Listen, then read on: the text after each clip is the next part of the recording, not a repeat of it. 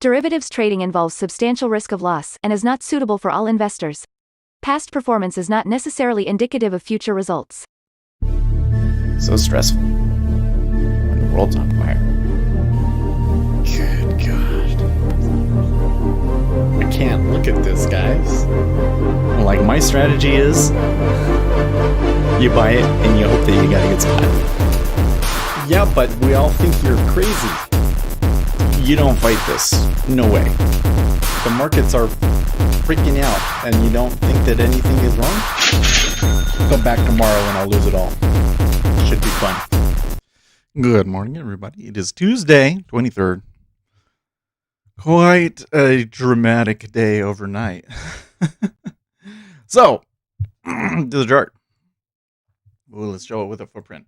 I want to see it with a footprint. Okay, this thing right here. So, late last night on Fox, Peter Navarro was being interviewed, and he said the China trade deal is over. Markets collapsed. Quite a bit of volume down on this. So, somebody absorbing a ton there at 3,100, of course, and some at 3,080. Anyways, I saw that, and I came into Discord, and I said, hey, like, there's a high probability of being retraced. And just to elaborate, the administration doesn't make huge market moving announcements on trade policy at 7 o'clock at night on Fox News. They just don't do it. So there was a really high probability that the administration was going to come in, walk it back out, and of course, almost immediately, Peter Navarro walked it back. President Trump commented on it, and the markets moved right back to where it went. Now, also overnight, we had PMIs from Europe, so you can see some decent moves up. Not crazy volume in the overnight, but there's stuff there. So look at the volume profile. So we can see here was where they kind of built a base. So 3113 is a good support down below us. I don't know if, I'm still concerned about if you're to break through this lower area, 3057, then you got this whole thing. This structure right here just looks weak. And really the stuff that's pushing us up is, I don't know, trivial.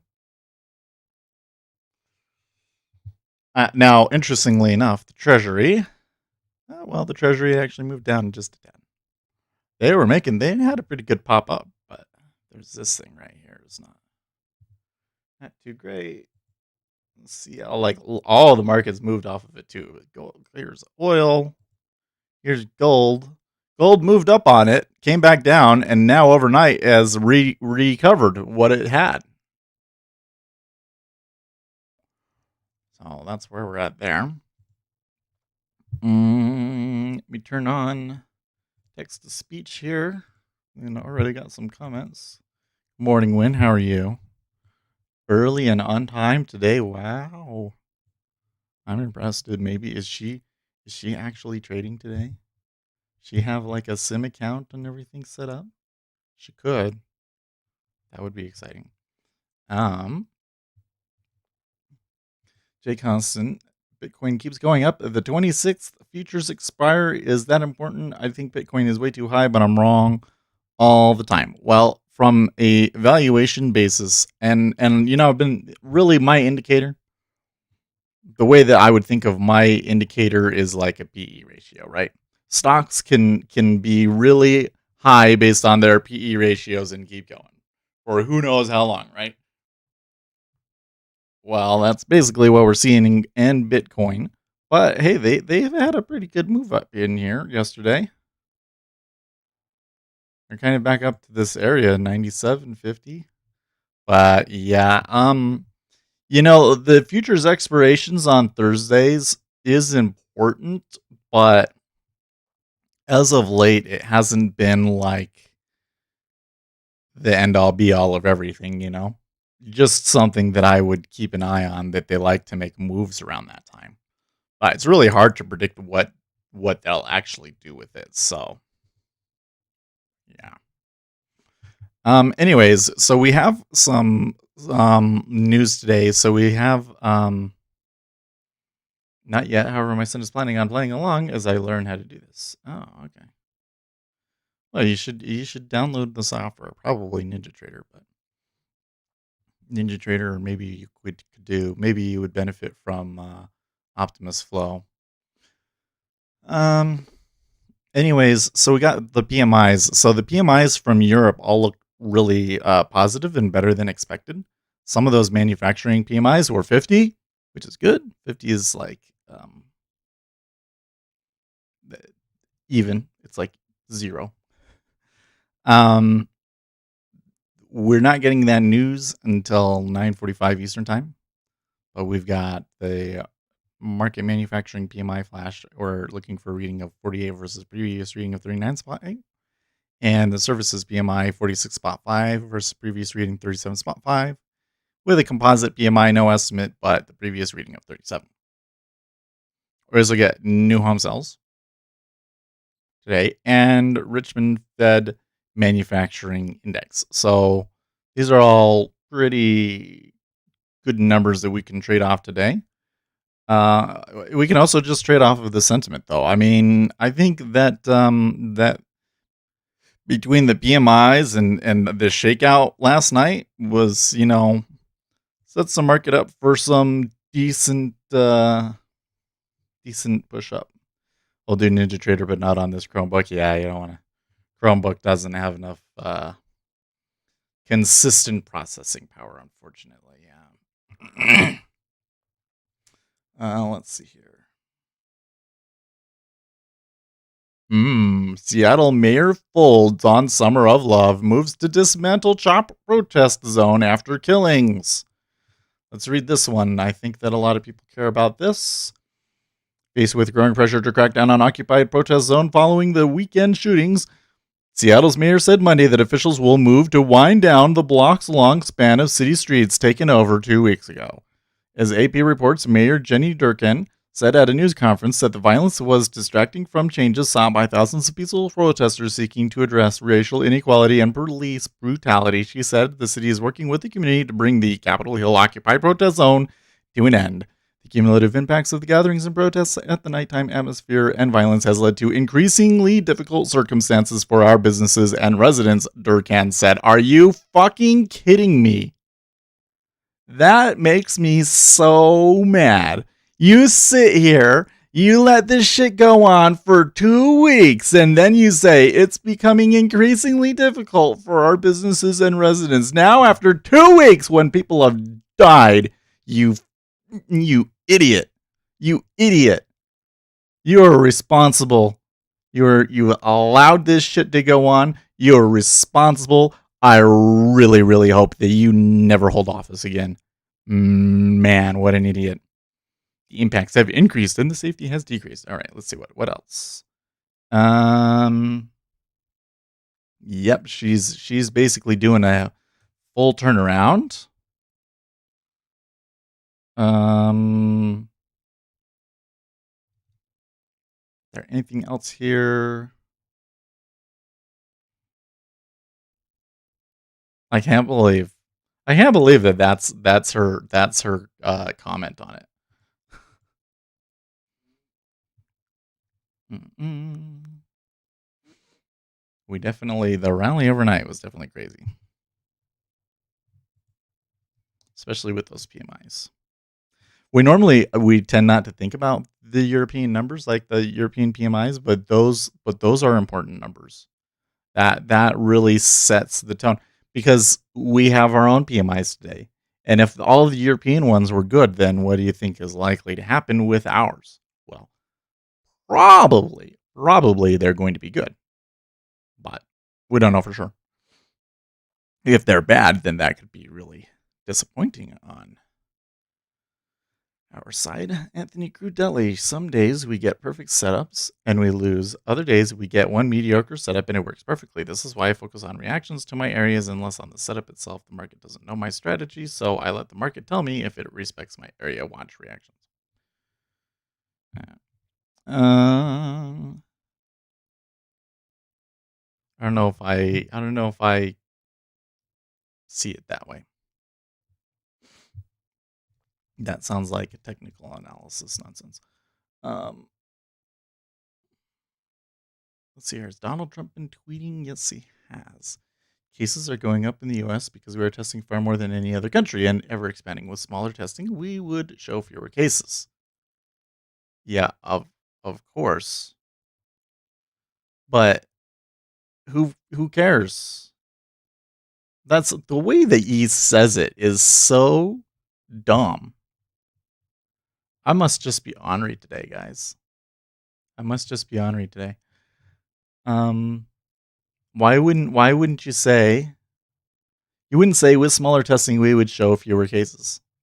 What you should say is if other countries were testing as much as we were, they would also be showing more cases. Right? That's how I would put it. But the way that he puts it makes it sound like he wishes that they wouldn't test as much, which is dumb, right? What else did he say? I have authorized the federal government to arrest anyone who vandalizes or destroys any monument, statue, or any such federal property in the U.S. with up to 10 years in prison per the Veterans Memorial Preservation Act or any other laws such that may be pertinent. This action is taken immediately but may be used retroactively for destruction or vandalism already caused. There will be no exceptions. Good. Because I'm tired of this shit. Time to move on, folks. Time to move on. What do you got up your sleeve next? Well, we're getting a little bit of a pullback. I want to trade, but I bet you I'm still not ready. You know what? I think that my system is a little bit like in denial. Like when I think I'm not actively thinking about it. I've been avoiding talking about it just because like there's not really a whole lot to say about it. Like we can talk about how she died and what we think that she was thinking about it and how we feel about it, but like that just it doesn't really accomplish a whole lot, it seems, because it's really just like a thing that happened and there's nothing we can do about it. But it is clearly affecting my system. Like I woke up so many times last night. Do not feel like I really got a good rest last night, for instance. Took me a long time to get ready and I kept getting lost in my thoughts. So I've definitely got a problem there. And so as much as I would like to just come in here and buy this shit, I think that I should not trade today.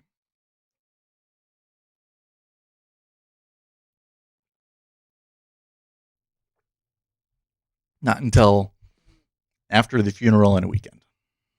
Stephen Wright says hey. Hey, how are you? That name seems vaguely familiar. So welcome back. If not, then welcome.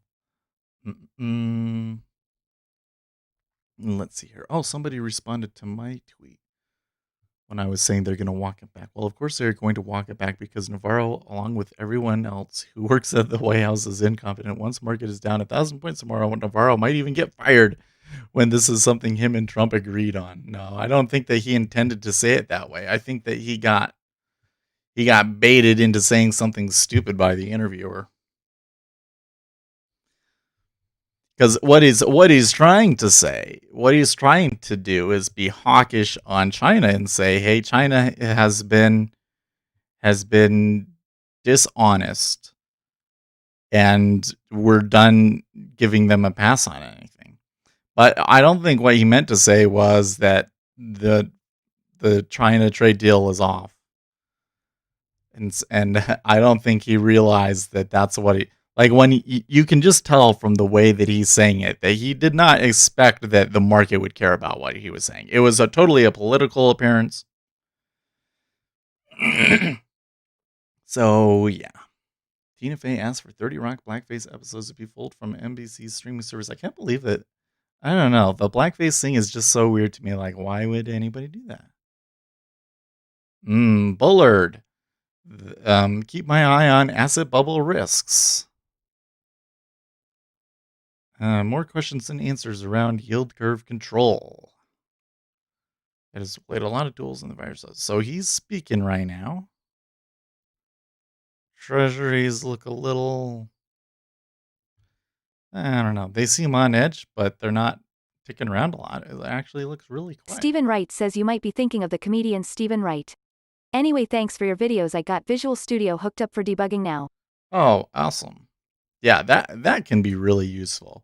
You know, it's really frustrating in NinjaTrader when you get a exception, it will print out messages, um, specifically for NinjaTrader, like, oh, hey, you had you tried to access a value that's not there or whatever it is, but it doesn't give you any idea of where it happens.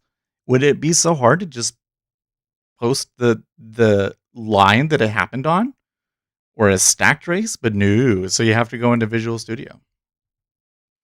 Really, really useful. Mm-mm.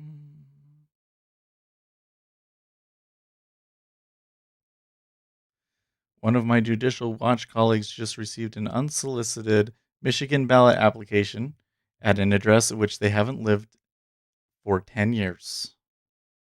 Chopsticks7 Life says good morning. Any thoughts on how market might move today? The super short dip in pre-market made me realize just how volatile the market is right now. We have some PMIs today, right? So that's really going to dominate the action. But based on the European numbers, we're really good, and our numbers are likely to be good too. I think that you're likely to see people continue to try pushing up. I think that they gave us a pretty good pullback there at 31.43. That might be the best you get. I don't know. There certainly could, if they were to get back to like 31.42, then I would, that would be an even better spot. All of this stuff that I'm seeing about vote by mail makes me less and less confident about the ability for them to stop fraud. They're literally setting it up to a situation where like millions of people will be able to commit fraud, and it's just up to them filling out both ballots, and you know that people are going to do it. Some people will do it.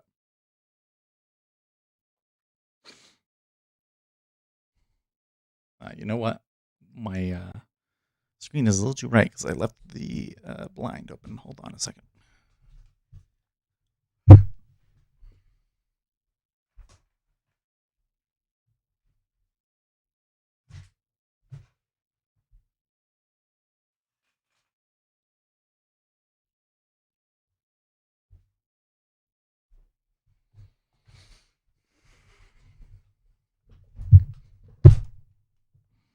There we go.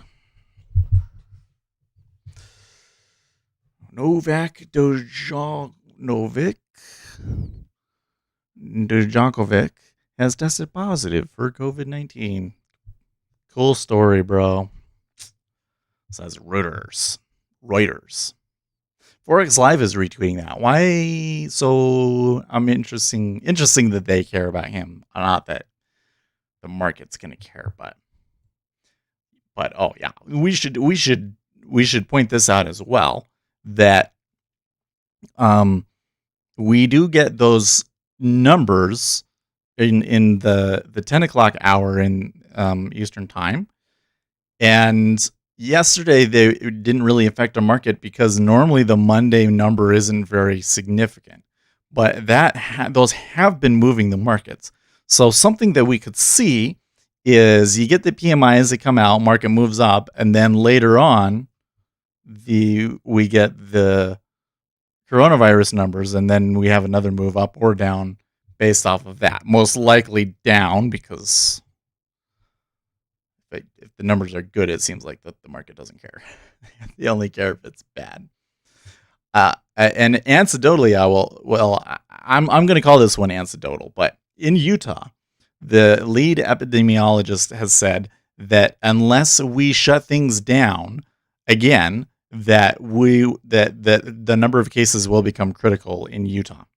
Now, there is an election here in Utah I don't think it's this week, right? I think it's next week.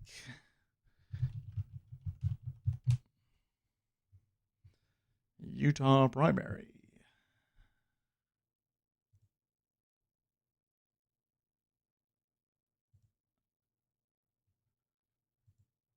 What day is it? What's the exact day? I think it's next week.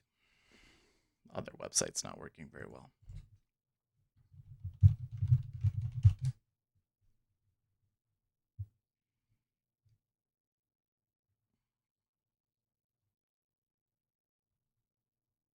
Try this website right here.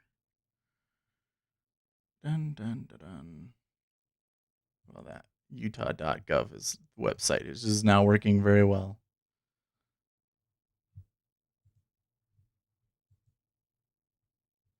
Primary, the 30th. It's the 30th. That's next Thursday, right? Oh, next Tuesday. Okay, so there is an election next Tuesday, and the lieutenant governor is running and is in the lead. So they've basically said, oh, we need to make a decision by the end of next week. So they're going to let him win. They're going to let him win, and then they're going to come in and they're going to be like, oh, we should shut things down again, or whatever it is that they're going to do.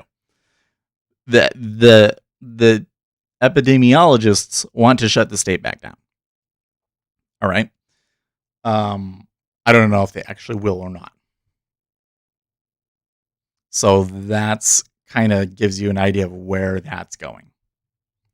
So that the number of cases is going to continue to be grow quite quickly.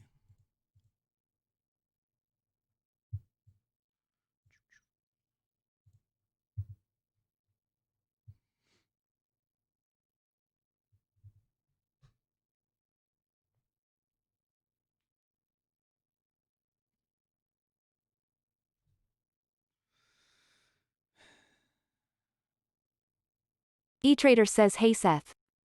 Hey, eTrader, how's it going? Is it saying it the way that you intended it to be said? Or did you or do you say it in your head, why trader?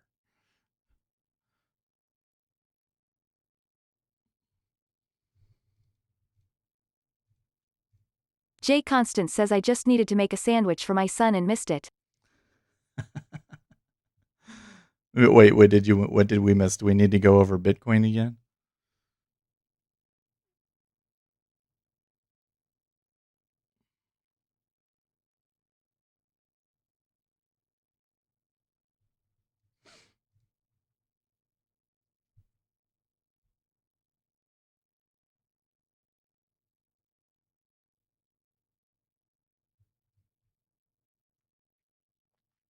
eTrader says just how you pronounced it.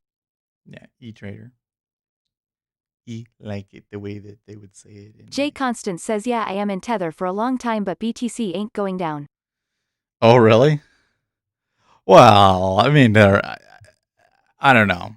It's kind of an interesting thing because to me in Bitcoin, it going from 93 to 97 is like, who cares? But in terms of percentage increase is actually a significant change, isn't it? But it just shows you it doesn't take a whole lot for them to do it, right? But what I was saying is that, think of what I post on my Patreon every day. I think I forgot yesterday. I need to make sure I do that today. What I show is similar to a PE ratio. So Bitcoin and the S&P 500 are kind of in the same place, right? Excessively high valuation. The E-mini crossed our line. So if we want to buy, here's the spot right here. 41. I don't know if 41 is, it would be better to wait for the moving average to be pointing up. Anyways, so you can see. J Constance says yes, and the NASDAQ is the leading one. Yeah, so you can see that a market can hold an excessively high valuation for a long time. But that's why the way that we should read it is not, oh, I should short the market or I should go long the market or anything like that, but just that if you do get in the market right now, your potential upside is limited because you're paying high for future growth, right? So the chances of, like we were saying, the chances of Bitcoin moving up to 20K, for instance, in the near future it's extremely unlikely. If they were to get to even 13,000, that could potentially trigger a catastrophic implosion. Um, Similarly, in the E-mini, you could buy Winston's stocks mom here. says, what kind of a sandwich? I'm hungry and a sandwich sounds good. Bread, cheese wedge, meat, honey pot steak. Why did you said that? That's funny. Um. Anyways, so that's the way I would be looking at it. Yeah, that crosses that line right there. If you want the long, I mean that downturn kind of makes it look like, oh yeah, maybe the Jay uptrend is Constant over. says, Don't cock want to meat get in, sandwich? but let's just pay attention to it. Let's see how effective that would be. 31.41.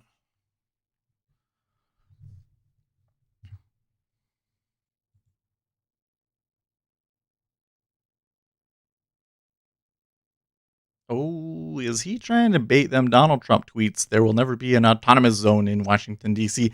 as long as I'm your president. If they try, they will be met with serious force. Jay Constant says, cock meat sandwich from Gig Bubba for you, boy.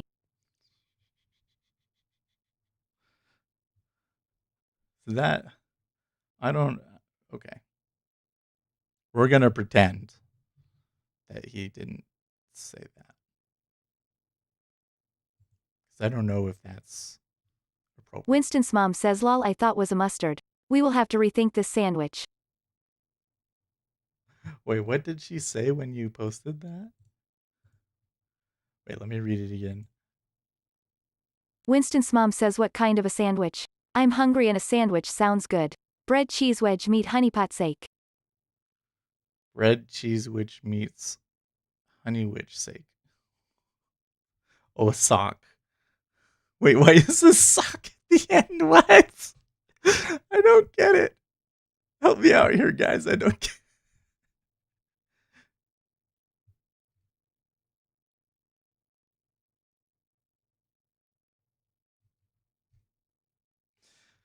Oh, Peter.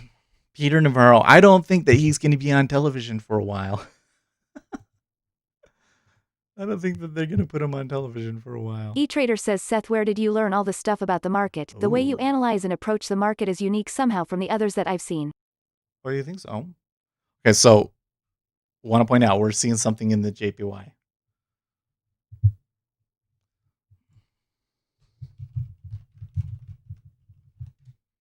The JPY is moving up, and this has often been indicative of a risk-off move coming in. So I think that all bets are off now in terms of just it going up on sentiment. Now that I'm seeing something that I didn't expect, I kind of need to take a step back and see what's causing it.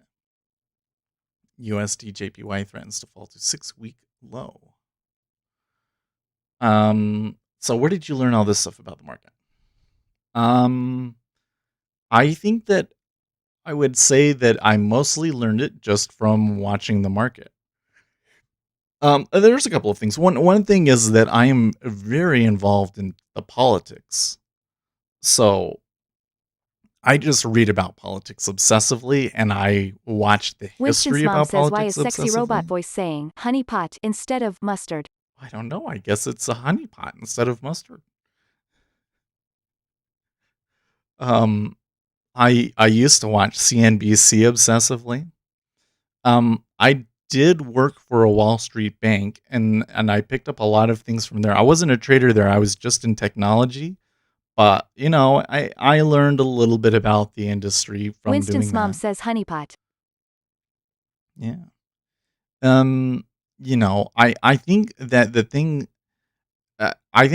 that makes me different, well, I don't think that I should sit down and say like my approach is like something I came up with.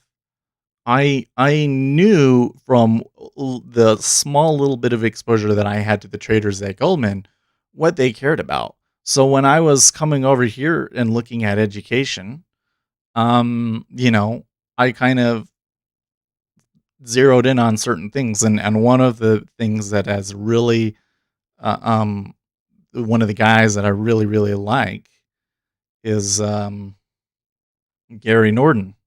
And Gary Norton's whole thing is basically technical analysis doesn't work. Now, I don't completely agree with him that in that I don't think that technical analysis doesn't work at all. I just think that because of the nature of the markets, the amount of edge that you can pull out from a technical analysis standpoint is really, really limited. We really should be focused more on what is the sentiment, what is the news, how's that affecting the markets? Because that's the truly predictive information, you know? And so I would say that's what makes my approach seem different is that I'm not so interested in the technical analysis, especially these days. I've certainly gone down that path we went through for a while, and there was a couple of strategies that people showed me that seemed to have some positive expectancy. So I went in and started testing them and everything, and it turned out there was some things to it, but that overall you weren't going to be a successful trader just using that. And so, you know, I would go back to relying on news. And so, you got to think about the Wall Street banks. They care about news. They didn't really know a whole lot about technical analysis. I remember talking to one trader, and she wanted to learn more about market profile, but it was not like there were other guys on the floor that knew it, but she didn't know it. So like it wasn't important to her job. That just kind of tells you how much technical analysis, doesn't matter. It's like a passing curiosity for them. They think, well, yeah, if I learn that, probably could make some better trades in some cases, but really what matters to them is like how they execute is what really matters because they have the size to move everybody. Let's see here. Brannigan Barry, I remember writing this in 2017. Back then, the mountain seemed daunting. Now I use this half Ironman distance for training for full distance. I share this with you so you can recognize that progress only happens over dedicated time to your cause. Yep. And that's the other thing is like watch the market, read as much news as you can, and over years and years. Winston's mom says e-trader most day traders are probably SDPs while speculator Seth is not. He is probably an INTP or INTJ. Pattern recognition is his hidden superpower. Maybe. I mean,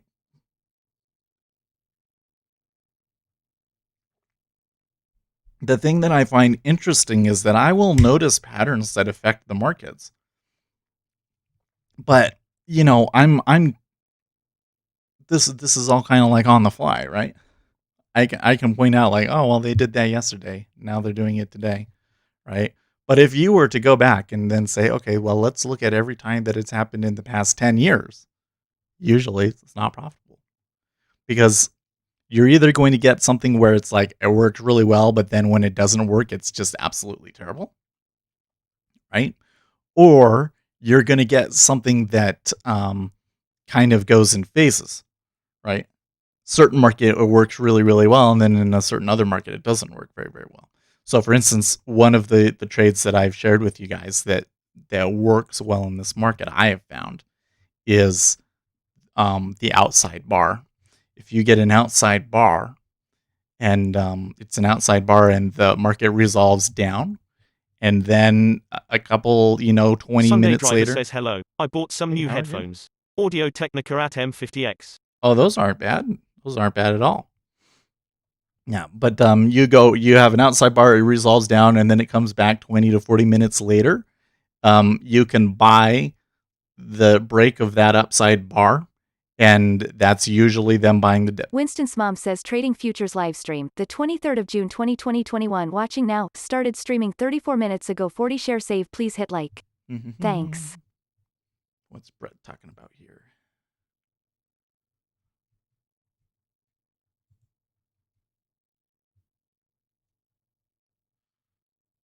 rigorous planning and review, developing multiple ways to win.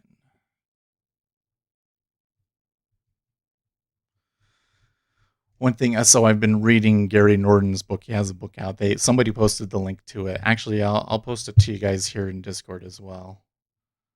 Copy link. Some weird hash to get it, but that's his book. He's basically making the case that Speculator Seth Day Trading says. Yeah, he's basically making the case that technical analysis doesn't work. I'm not sure so far how I feel. I think he can do better.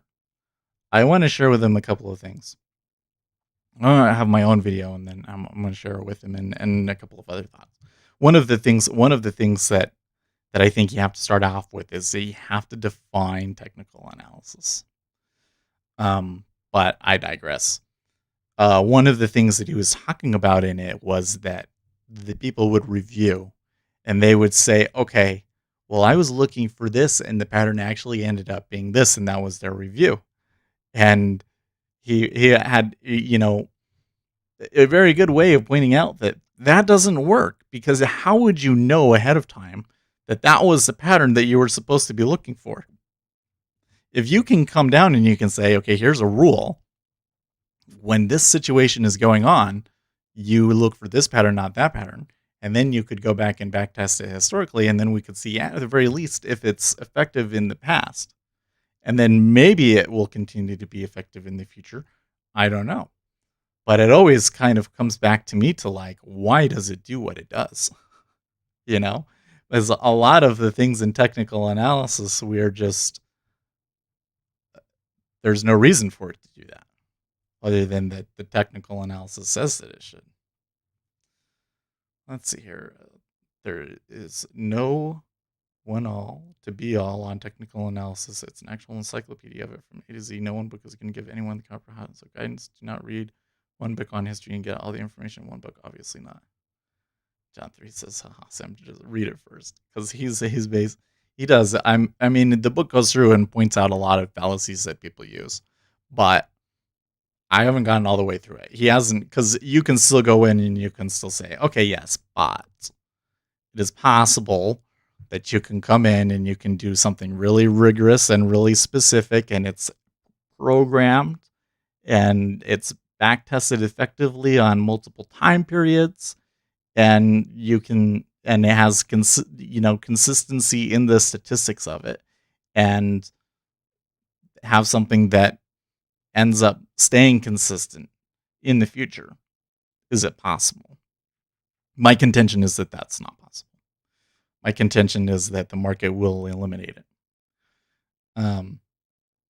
But he hasn't really gotten to the part. I'm hoping that that's where he's going to go. But I think what he's going to do is he's going to say, well, you look at studies, day traders are actually getting worse. Gary Rich says technical analysis is like sex. Not everyone agrees how it works. Does it work, or is the holy grail? It's personal preference or choice and comfort. Right. Well, and that's where I was saying that I really don't. I think that the place where I disagree with Gary is that he seems to think that, I think he's looking at it a little bit one-dimensionally. He's thinking of it like all the retail traders, they're learning technical analysis, and you should just not use technical analysis at all, and you should use other things.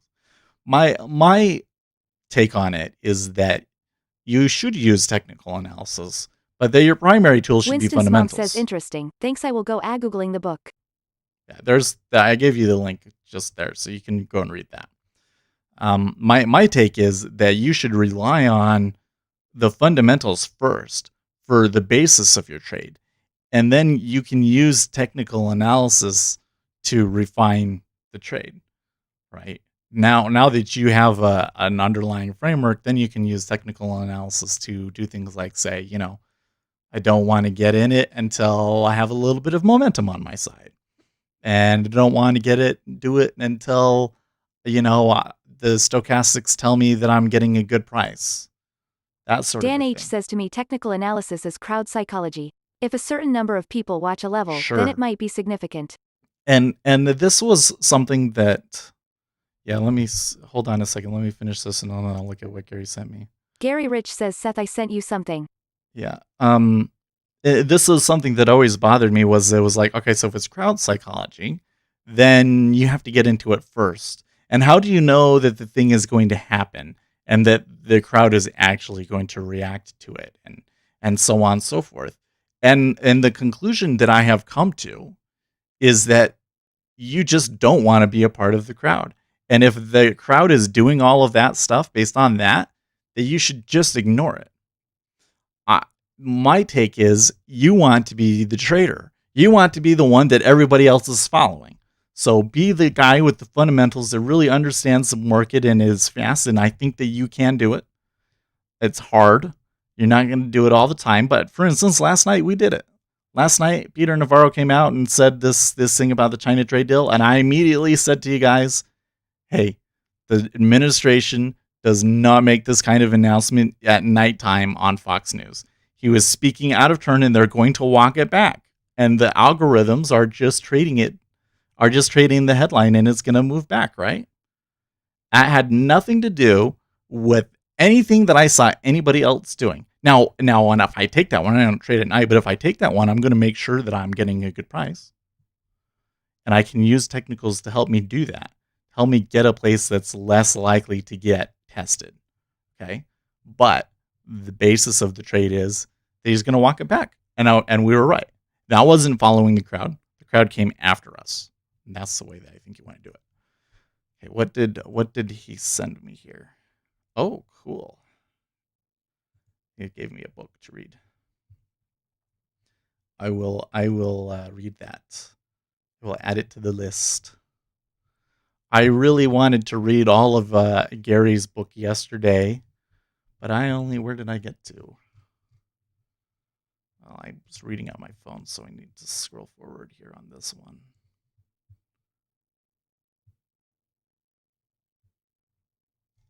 Guido Sledden says what he does well in the book is explain what TA is based on.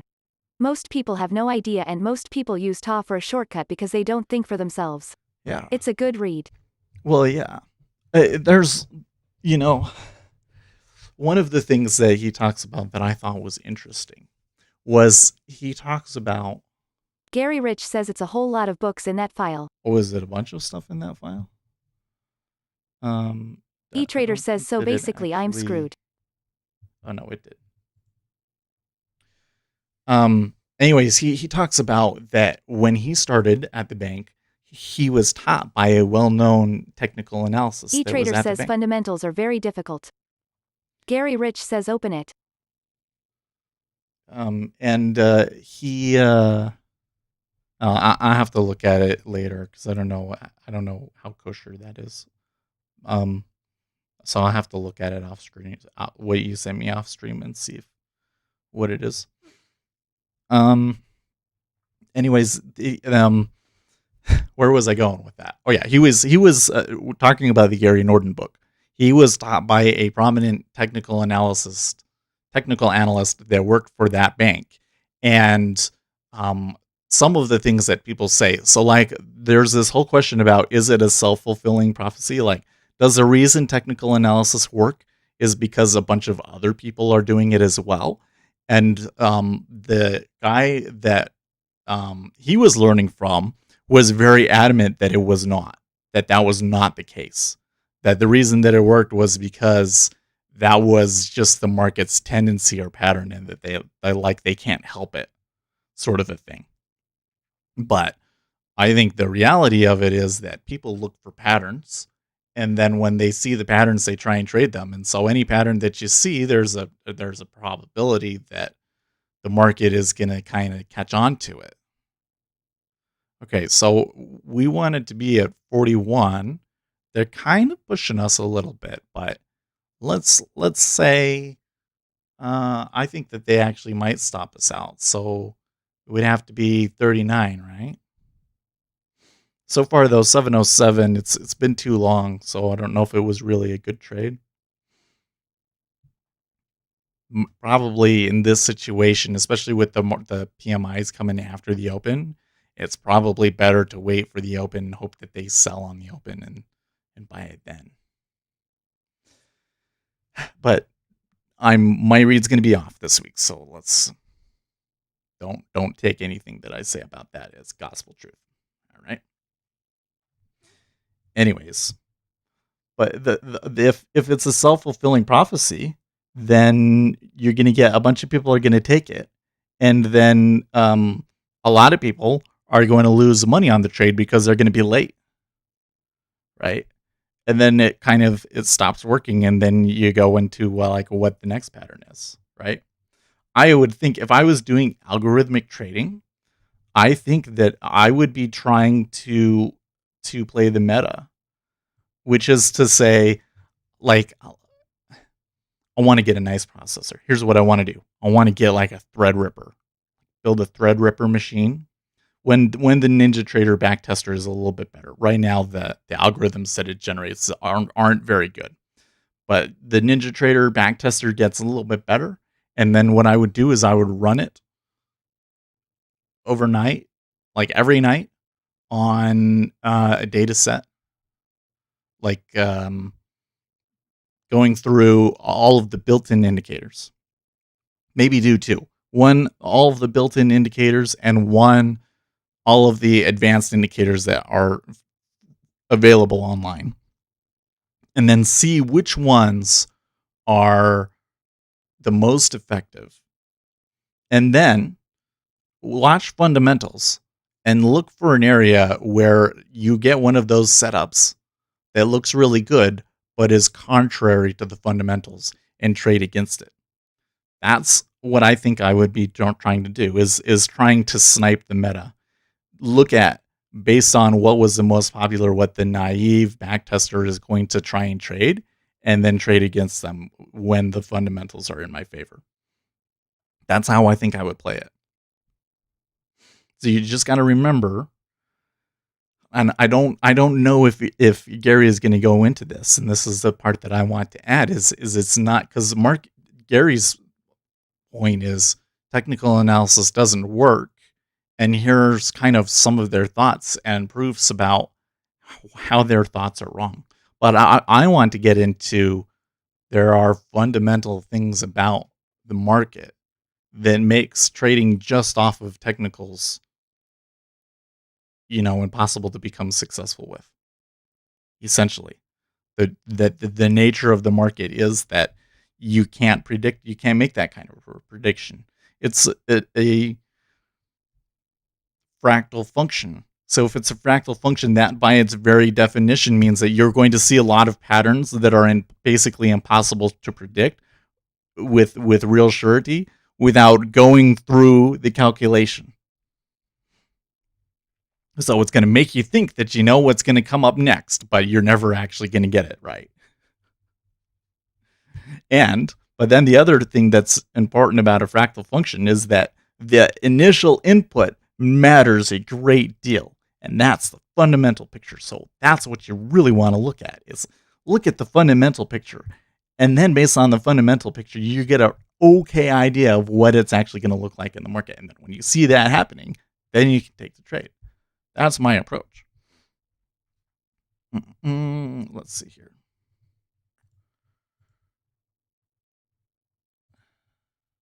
Gary Rich says, if technical analysis didn't work, why is there a certification for it?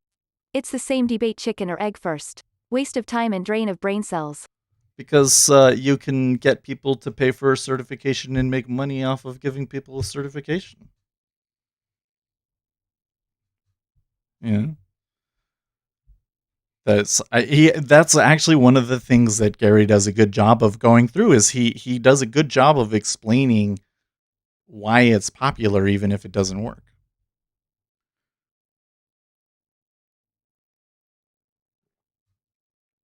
This is where I think, so let me take a step back and let me approach this from a different direction. I think that most people's approach to becoming profitable is the search for the Holy Grail.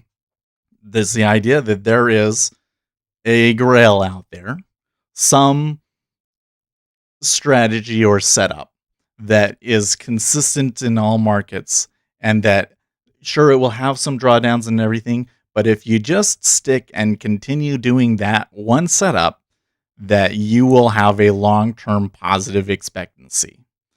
That's the holy grail. And everybody is testing different strategies and back testing and so forth to find holy grails.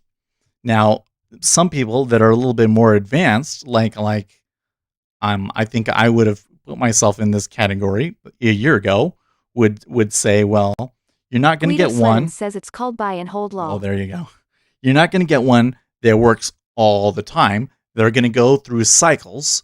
So maybe you you got to know more about your strategy, know which one to trade in which markets. And I mean that's true, but it's searching for a holy grail. And I have decided that is the wrong approach. I think that the approach that we need to take is more so I'm going to take it into a different religious what are we calling this, allegory or whatever. I think that a better approach would be like trying to achieve nirvana, right? Now, when the Buddhists talk about achieving nirvana, the first thing that they do is having correct understanding. Gary Rich says, have you looked at what it takes to earn the CMT? It's not easy nor like getting a driver's license.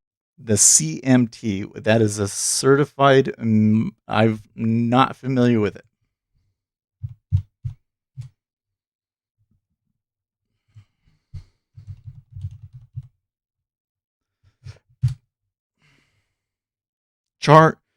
Charted market technician that you can get from the CMT Association. That doesn't convince me. Wow, there's different levels. Basic knowledge of the terminology and analytical tools. Measuring the candidate's competency in the application of concepts, theory, and the techniques covered by the required readings. Integrates the candidate's understanding of the concepts identified in the level 1 with the practical application learned in the level 2. Gary Rich says read the list of all the books required. And let's see here.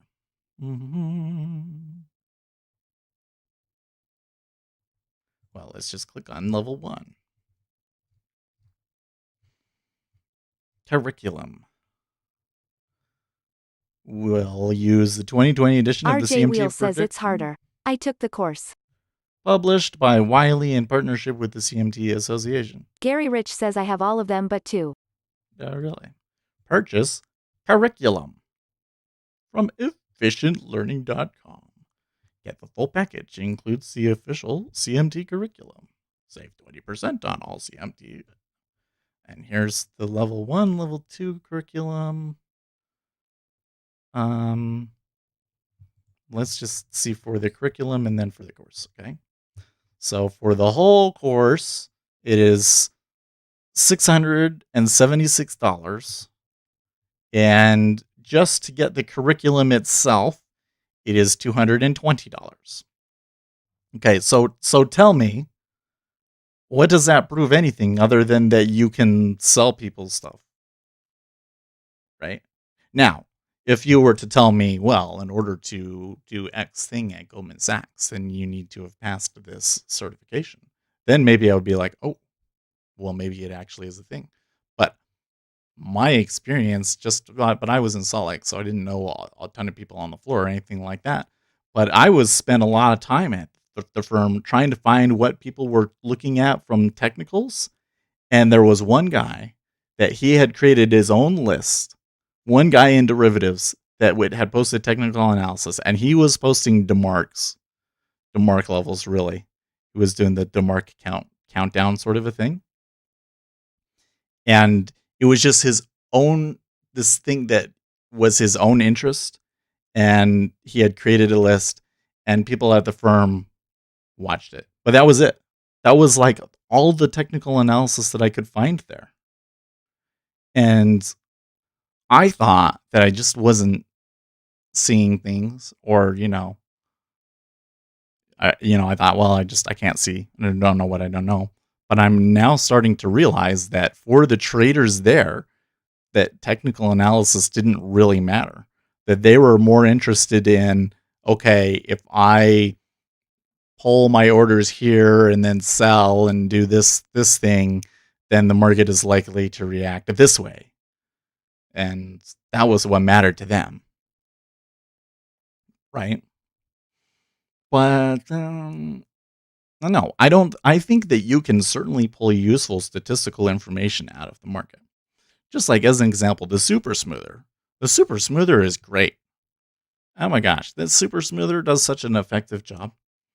What did he do? He used some math taken from electrical engineering and found a way to remove the market noise so that you get something that is really responsive to the market and is fast, but still smooths out all of the noise. Cool. But is it predictive? It's not predictive. No, it's not. It still only just tells you what's happened. So I can wait for my super smoother. Gary Rich says Goldman has a technical analysis department, as well as all of them. You just don't hear about them. I bet you that they have that, Edgar. But even when I was reading like their when I had access to like their research portal thing, I never saw anything technicals. I never saw anything that I thought was really useful to trading. It was all investing in stocks. You know what I mean? I think I understand more now that I could go back and there would be different things that I would be interested in. But yeah. But I think, it kind of goes back. So here's the counter argument to what I think is the most effective counter argument to what Gary has said. Dan H says the Adam Grimes book is similar. He tested out many TA items to see if they worked. Oh, really? I'm thinking about doing that on my stream, of like finding strategies that people think are really popular and trying to create backtests for them and then proving that they don't work. I think that would be fun. Because and that could be controversial, because we could go to some of the other YouTube channels and look at the technical indicators that they're looking at and then say, okay, does this work? Anyways, I digress. The most effective counter argument. So if I actually agree with most of what Gary is saying, but here I think would be the most effective counter argument to Gary's position. Okay, there are a lot of analysts that only use fundamental analysis, and they are wrong most of the time too. Right? So why is it that the fundamental analysts, even some of these guys at Goldman Information Research, end up being wrong like a lot? And what's with that? Well, and I think the counter argument would be, well, number one, the situation changes a lot, and so you really have to be sensitive to news. But then I think that argument number two would be that a lot of fundamental analysts ignore what the market is saying. That the market is like right now, like based on fundamentals right now, I really, my view is we should be moving up. But I know. Remember I said, well, the JPY is moving here. That is often an indication of risk off. And because I don't understand what's going on there, but a move like that is indicative of a significant macro development that I need to be aware of, then I must be wrong. So I have to shore up my analysis of the fundamentals and actually see the market moving with it to some degree. Maybe not moving with it, because you don't want to be following the crowd, but you need to show the market is behaving in a way that indicates that what you believe is happening is actually happening. Because the technical analysis after the fact is really the only thing that you can do to verify that the market agreed with you. Well, how much is the level 3 curriculum? Gary says he has all of them. The level 3 curriculum. Oh, they're all the same. Chartered Market Technician exam. I don't know.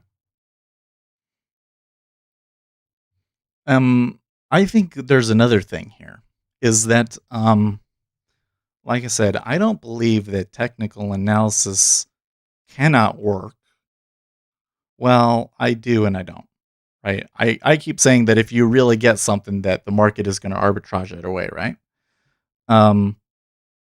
But I mean, I think it's a discipline that you can do stuff with. Certainly, there's people out there that are doing it and have made money with it.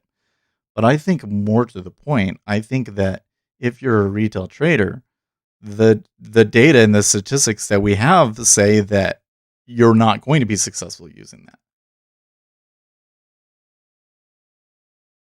Yes, Gary, that feeds the guy Seth was looking at. Yeah.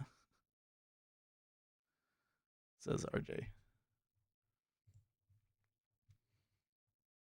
I think that, you would need to see, I would want to see the performance metrics of somebody. Like that's the biggest thing to me is like, show me results. Like you have a strategy and you trade it and you've been trading it for 5 years and here's how it performed. One of the things that I find really disturbing is I'll have people that tell me, oh yeah, I've done that. And then you want to look at their results, but they don't actually have good data on how they're trading. Like they know that they've made money, but they don't graph it. They don't know what like their profit factor is. They don't know any of the statistics about their strategy. That right there is like a big warning sign that it's like that they may have just gotten lucky. You know what I mean? But I've never seen stats that, given my parameters, told me, yeah, I could trade this and make money. It was more like, well, in this particular period, if I had known, then I could have traded that and I could have made money. Or I have seen some that are more of a CTA type of a strategy. So you have to take on way more risk than I'm willing to take and hold it overnight and things like that. I keep coming over here to do something and then forgetting what I'm doing.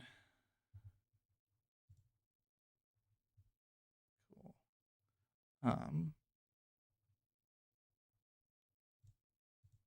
Fitz's son says, hello Seth. I have a quick question. Why do you need a Sure. good CPU for trading futures? I am going to be building a trading PC soon, and I was just wondering. Thanks Sure. in advance. So, cause I say that in my video. So when I say that, keep in mind that kind of what I'm saying there is that if you're going to spend more money on a particular thing, then the CPU is one of the places that I would spend it. Okay. And the reason is because number one, it's going to help you when there's market spikes. And number two, it's going to help you if you want to do any kind of back testing. Okay. So if you're looking to spend a little bit more on a computer, then the CPU is definitely where I would do it. But I also, in that video, I said, like an AMD 3600 is like really great value. That's not like a crazy processor, right? There's a 37, a 38, and a 39. And then there's the Threadrippers. And Threadrippers, the amount of processing power that you get from those is insane, right? But the 3600 is only a $150 CPU. It's actually a really cheap. It's like a cheap. It's the high end of budget, essentially. Everything else after that is premium. So that's kind of where I would say the sweet spot. So I wouldn't necessarily say that you have to have an amazing CPU, but the CPU, the CPU, the RAM, and your disk are the things that are going to make the biggest difference for you, right? And a lot of them are kind of like minimums, right? Like you need to have at least 16 gigabytes of RAM, probably. You should at least have some kind of solid state drive. Okay, so after you have a solid state drive, will having like one of the fastest that, some of these drives are like crazy fast. Would those make a difference? Well, theoretically, it should make a difference on your back testing. But it might not necessarily be one that you notice. Like there's diminishing returns on them, right? So that's kind of why I was putting those like I was kind of trying to give you an idea of here's where you need to go, and then if you're gonna spend more, here's where I would actually spend it, right? So I would get a 3600, and then if you want to spend more, then get a 3700 or 38. But if you're looking to just be budget, then just get a 3600. Yeah. I think that should answer your question. Oh, okay. So I had this. I did open it.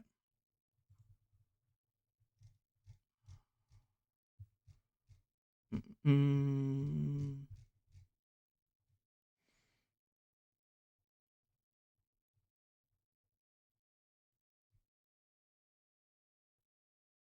I have to. That looks like something to read. I don't know. I think it's so. Keep an eye out if you're out there on YouTube and you see somebody else mention a technical analysis strategy that they go through it enough that we think we can program it. Let's do it. Gary Rich says one can only extract X amount of money from the markets or instrument based on one's ACCT size, risk, reward, and strategy. Figure it out. Michael Muse says I did the Okay. exact same, got B550 board 3700XM.2, great deal. M.2 drive, yeah. Oh man, the M.2 drives are so cool. And now that they've figured out the heat issues and they're creating good spots on the boards for them, yeah, it's a fun time to build computers, man. I think we should enjoy it because I'm concerned that in the future, like 10 years from now, it might not be so much fun because they're going to start to get to the point where there will have Michael to be Muse such says tight 8G per integration. sec 4 channel. Oh yeah. They're going to get to a point where the amount of integration between the processor and the board and the memory and everything is going to be so tight that you won't be able to buy them separately, that it'll just all come in as one thing on a board. And you'd still be able to put like, your own peripherals, like maybe you could still pick your own video card, but yeah, there's going to get to a point at some point, I think, where to really make progress, they're going to have to more closely integrate certain components, and then it won't be as much fun. So I say enjoy it.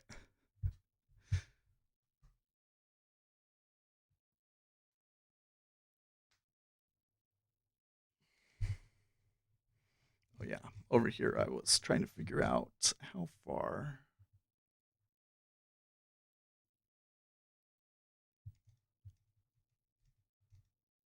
So I maybe got a quarter of the way through it. Okay, so here on the open, they're selling again.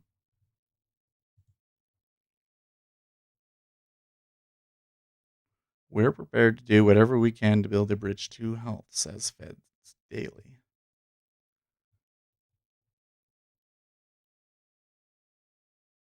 Or Rabobank, there's no way China is either willing or able to stick to the deal's terms. That's, yeah. Mortgage delinquencies surged to 9-year high. Markets have probably priced in bank dividend move. What's Nate Silver? Bot says good morning all. How are you?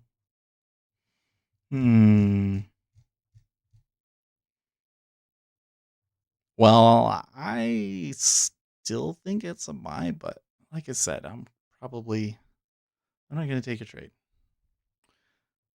Maybe 31.34 would be a good buy, though. I don't know.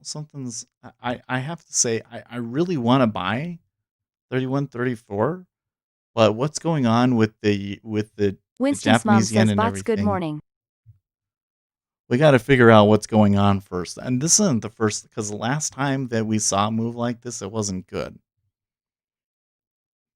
perhaps somebody thinks that the PMIs are going to be bad. But if that's what it's going to be, then heck, why can't we just wait 15 minutes for the PMIs, right? So let's just kind of let it do its thing for a little Block bit. sell. Well, that's a pretty good sell there. Another thing is that they might go for yesterday's high. That would probably be a pretty solid space for them to try and retest at. Now, when they did that, there was some buy-in. 19 Dan half. H says my desktop has a 16-core Intel 960 for testing, but I normally just use my laptop to make trades. Bot says Yeah. not worth a darn, but thanks for asking, rolling on the floor laughing. That's funny. Wait, are we saying that I didn't say anything like good morning? I kind of feel like I already said good morning to bots because he messaged me earlier. Bot says hey mom. There you go. Yeah, I really don't like using laptops for. I mean, you can do it, but if you're gonna trade with a laptop, at the very least, go into your power settings and set the performance profile to high performance. Bot says you asked how I was doing. Oh, I did ask how you were doing. Not worth a darn. Is that how you're doing? You're supposed to say great. And gold is rallying here too. Okay, so now the treasuries are taking a dip. So now is the market's Bot kind of a says little too bit warm more in here in my line. office. Let's say for the sake of yeah, 31.31. All right, we'll try that. Just mark that.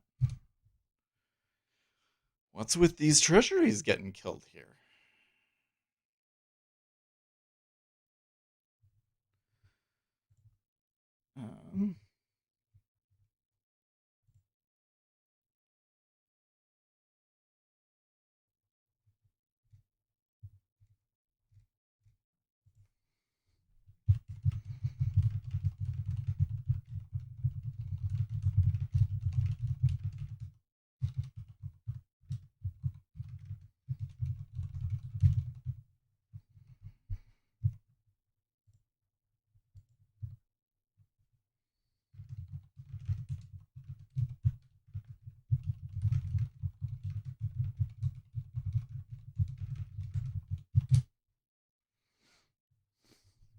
Not sure I can explain that one.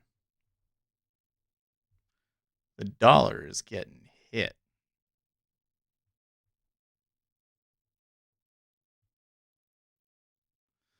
Did we just go down a little bit lower? I think that might have been a stop. I don't know. I wasn't paying attention.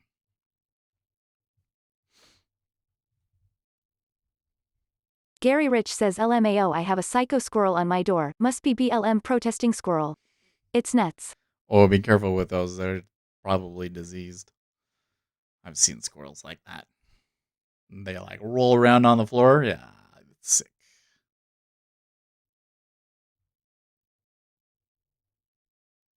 Winston's mom says angel number 3131 is a symbol of change and being able to adapt to the new things happening. However, love rejections do not have to be a big problem if you know how to deal with them with philosophy. Look at the amount of volume trading there at 32.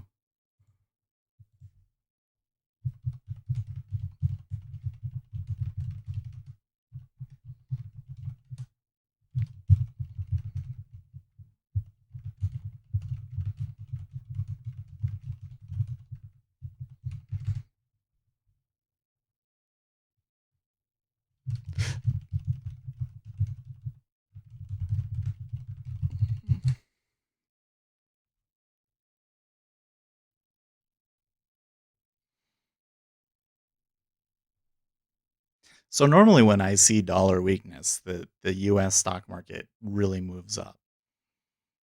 But they sold. They're trying to make it to that open. I think they can do it, but it's being awfully choppy about it. And it may continue to be like that until the PMI news.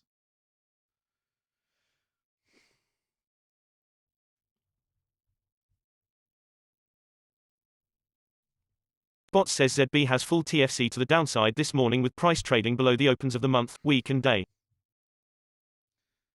Yeah. Well, they were moving up. All until just now, and now all of a sudden it just fell apart. And we're not sure why yet. Winston's mom says gray squirrels know how to deceive. They can engage in what's called tactical deception, a behavior previously only seen in primates, as a study in 2008 found. Chipmunk. Hmm.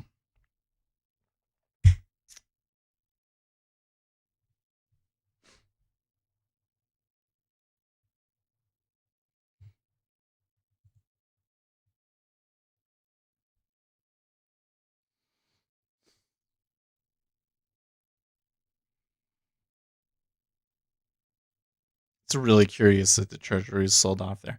Now, if the e-minis come above their open, then this could really take off, and that would push the treasuries down even more, wouldn't it?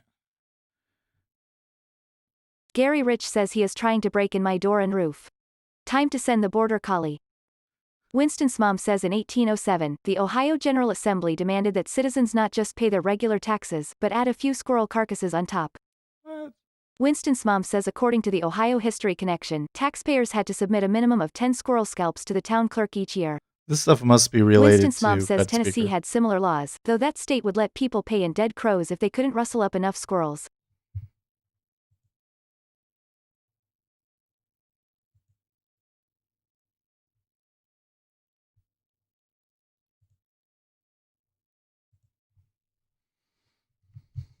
Smash the Bid says it'd be nearly impossible to debunk TA, of, or fundamentals. There are tons of different combinations. A strat can be as simple or as complex as you make it. Smash the Bid says debunking simple strategies you find online doesn't prove a thing. Bot says they were only moving up for the last hour 8:30 to 9:30 in the last 4 hours.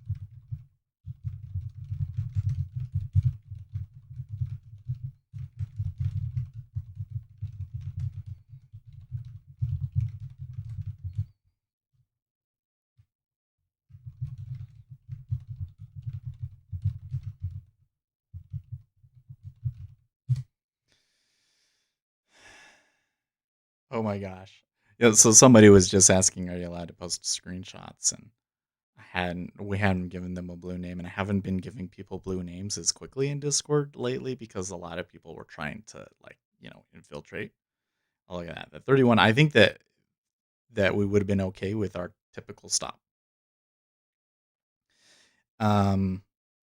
Anyways, so that reminded me, somebody messaged me the other day. Winston's mom says research published in 2017 found a strain of leprosy similar to a modern variant found in squirrels in southern England in the skull of a woman who lived in England sometime between 885 and 1015 CE. Yeah, there's something, I don't know if it's rabies or what, but that just like writhe on the ground. Yeah, I've seen that. Anyways, so this guy was, I haven't given him one yet.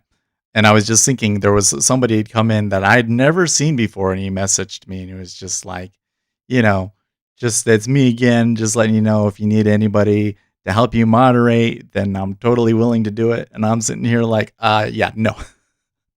Definitely don't give moderator privileges to somebody that I've never effing seen before. Right?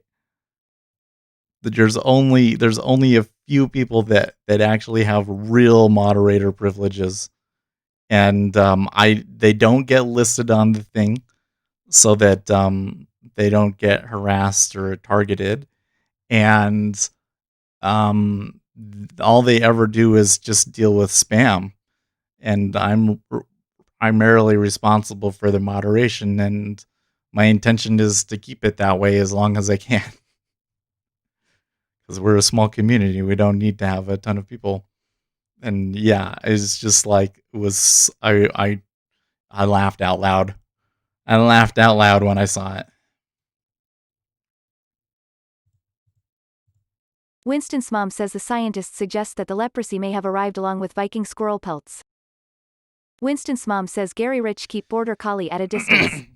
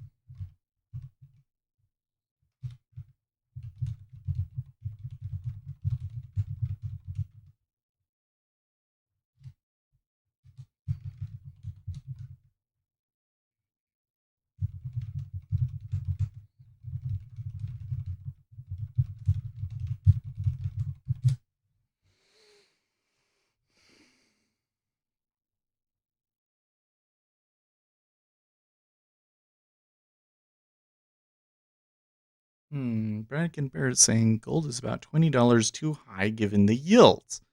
How do you calculate that? I want to know. Winston's mom says squirrel facts mental floss chipmunk.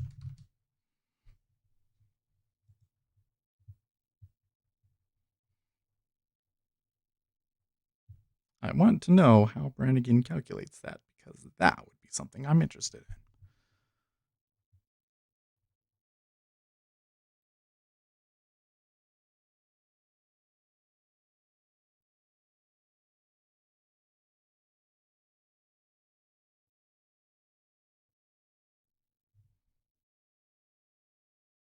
Winston's mom says chipmunk.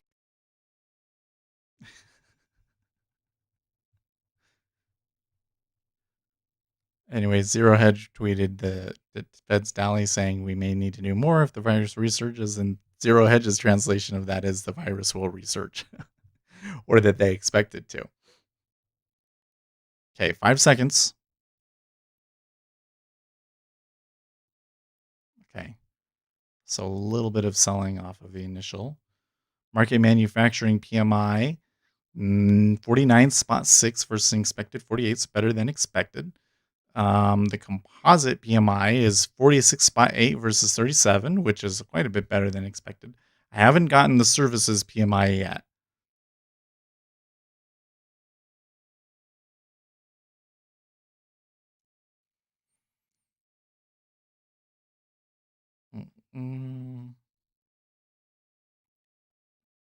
There was a little bit of kind of back and forth all over the place there. I think just off of the manufacturing, well, 49.6. Yeah, I mean, that could be enough to get you to buy. Services was 46.7 versus the estimate that we have here have 46.5. But apparently what I'm seeing on Twitter, not everybody had the same expectation.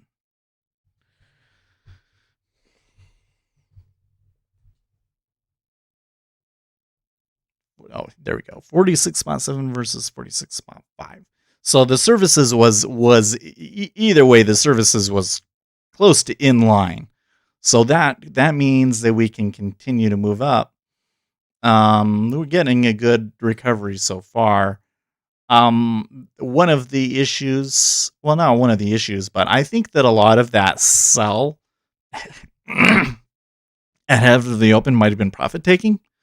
So I don't think that we necessarily have to have a ton of, when we say, resistance above us. The market is certainly not reacting strongly to it so far, though. And in fact, the treasuries have retraced a little bit of their sell. So maybe, well, I don't know. I think in this situation, until I see something that really says that it's bad, I think we can keep our position at 31.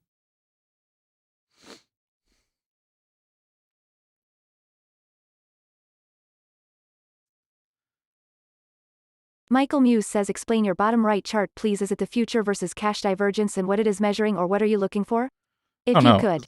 It's just the one range chart of the S&P 500. So it's it's the E-mini. It's the E-mini with the one range. But what you see up there, it says 1 minute, right? And that is because I have multiple series overlaid on top of each other. So I added 3 data series and then I just moved them all on top of each other. So the 1 minute series is not actually displaying. I'm just using it to put the indicators on it. So I have some moving averages on there, which are okay at telling us where there can be some potential like switches. And then behind that you see 5 minute bars. So that's what the dark blue and dark red is the 5 minute bar. And then down at the bottom you're just getting cumulative delta. So it's not a special chart at all. In fact, I haven't really been watching it all that strongly lately. There is a technical trade that we've had a lot of success with before on that one, but the market conditions aren't very good for it right now.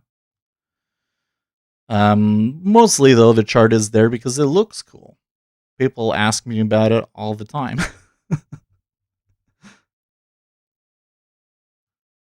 Okay, so the treasuries just took a steep climb, so I would be getting out here. So maybe you get a point, maybe 2 points off of that. Hmm.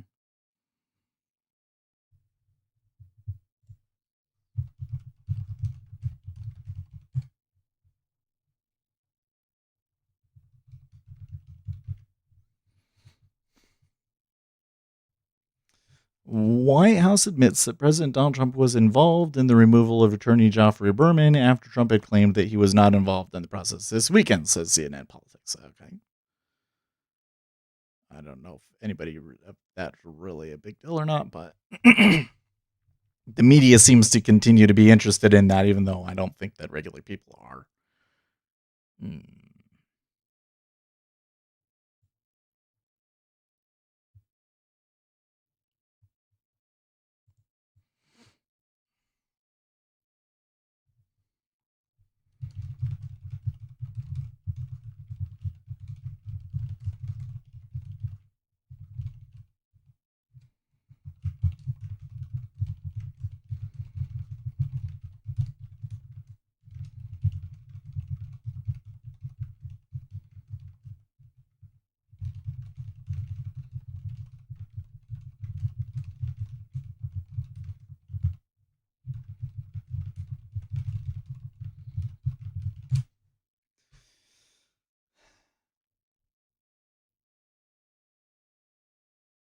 Now they're at the lows.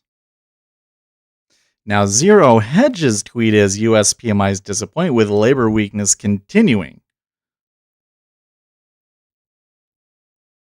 Hmm.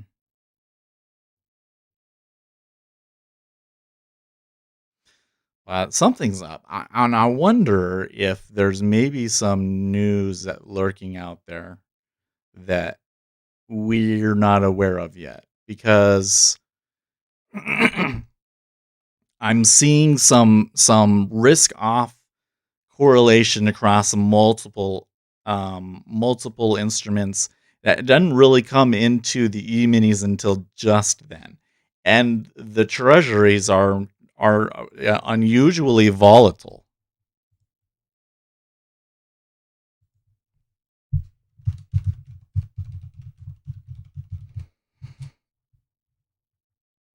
Okay.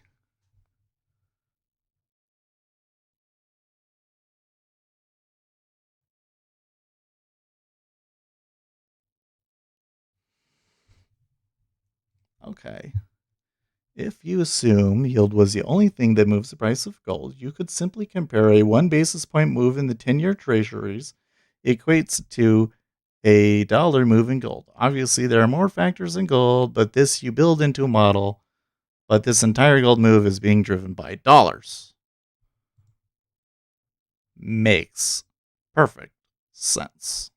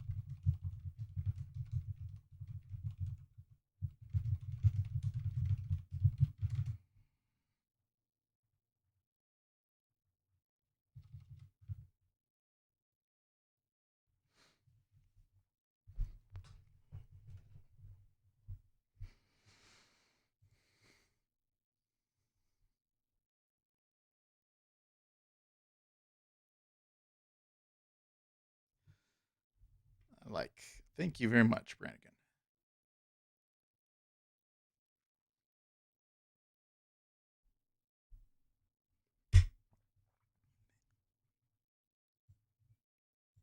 Gary Rich says, don't you calculate the 10 years expected move every day?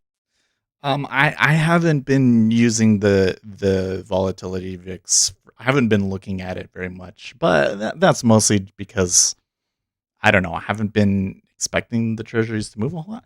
We should do that now, though. Let's see if we can, if it'll show us. I think part of the problem is I don't think I can add indicators to the other charts here. Let's see here. Dan H says the dollar is getting weaker. Maybe trades do not like the debt. So I got this VIX range estimate here.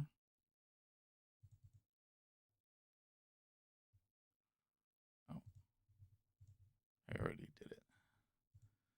Can I move that to here?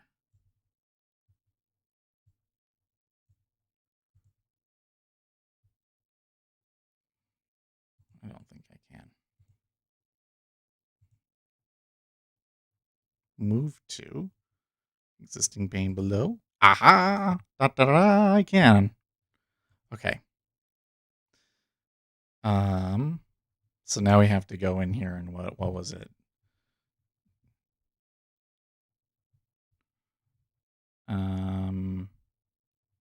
All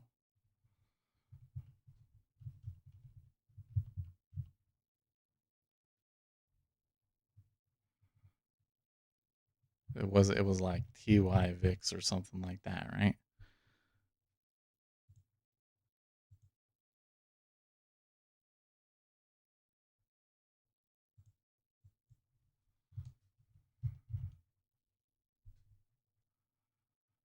Okay.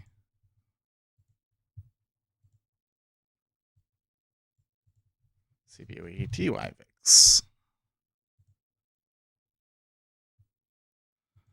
Uh,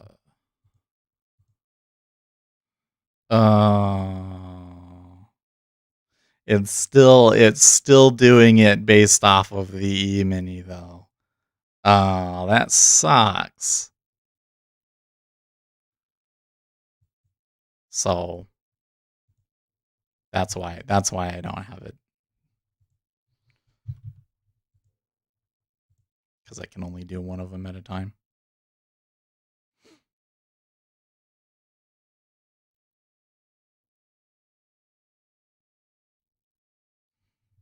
Bot says VIX range estimate for S today, minus 50% 3104.38, minus 100% 3074.50, plus 50% 3164.12, plus 100% 3194.00. Did we ever try seeing if you got the Treasury VIX one? I forget. You did, didn't you? I don't remember.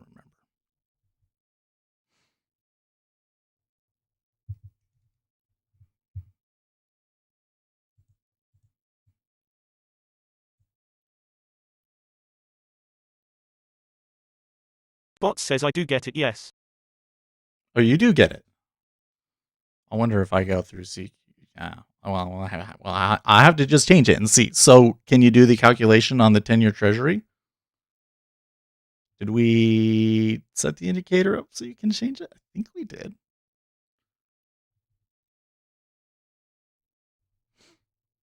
Were they expecting a big move in the Treasuries? Because this whole move seems a little odd. Seems like the market is Bot saying. says an NQ VIX and Dow VIX.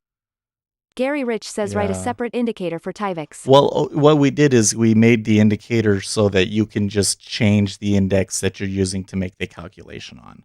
So it's the same. You just. Bot says no, you didn't add the ability to change the input. Okay. We should fix that.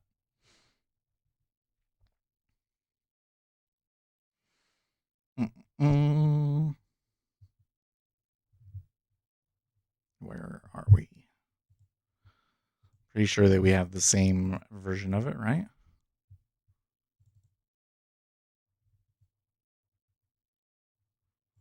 That was in the advanced one. No?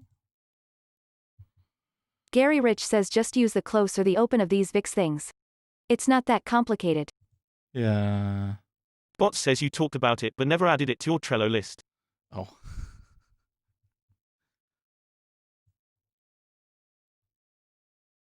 What do we call it? Fixed range. There it is. Yeah, you're right. All we would have to do is go in here and add.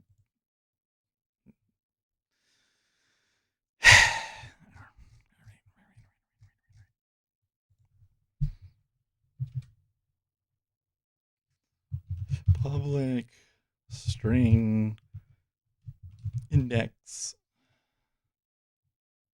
No, I don't think we can call it index. I think we gotta call it volatility index. Get set. And then up in here, we will call this. Oh, we do have a property. Wait, where is?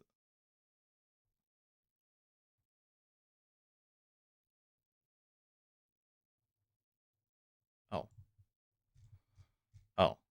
Oh. We did add it, but we didn't.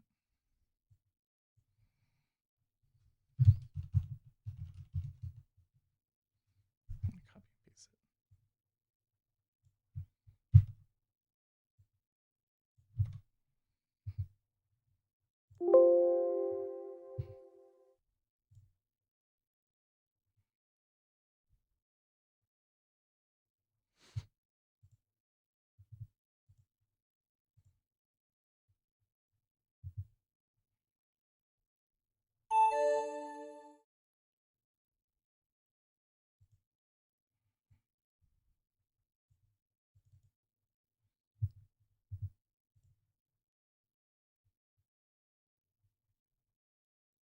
Try that.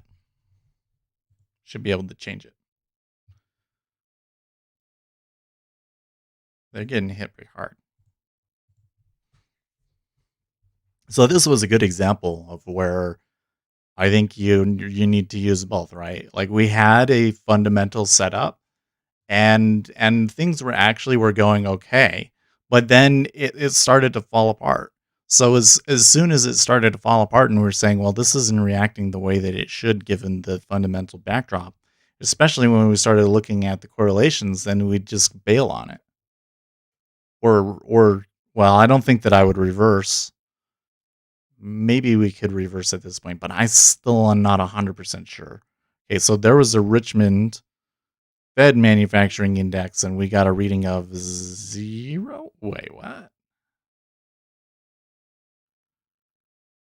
Richmond Services Index, -28 versus -48 previous.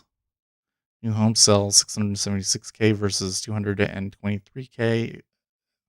Previous estimate 640K, so better than expected there. New home sales 16.6% versus an estimate 3.5. That's actually really good. The Richmond Fed index is 0 versus a -2 expected. So all of those numbers were also good. And the market did pop up a little bit on it, but then failed. So that's interesting. We ran out of... oh, not quite. It's 8 o'clock. I thought that we were running out of requests. But not quite yet.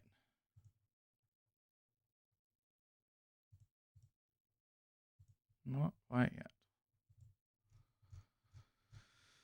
Curious. Oops. Oh, I was supposed to...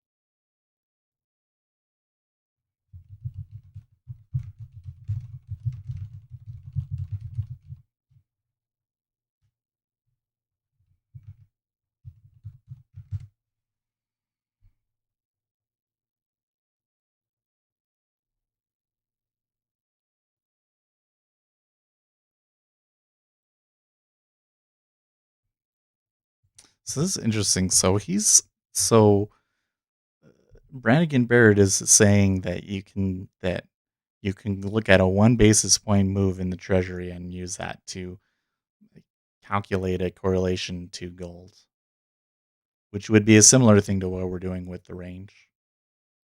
So it'd be something that we should put in a scatter plot.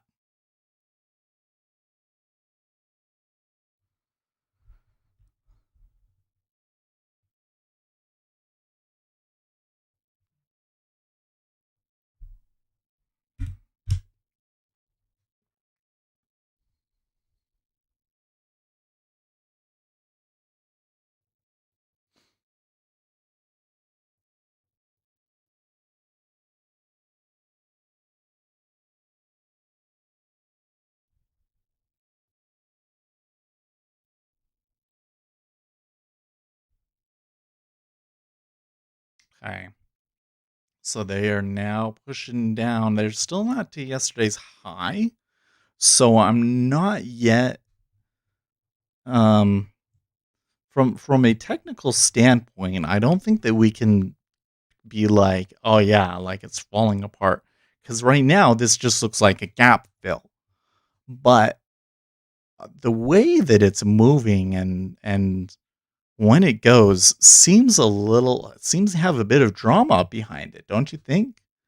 So I continue to think that there's something Gary Rich fundamental says going on just here use that a I'm gold not aware VIX. of.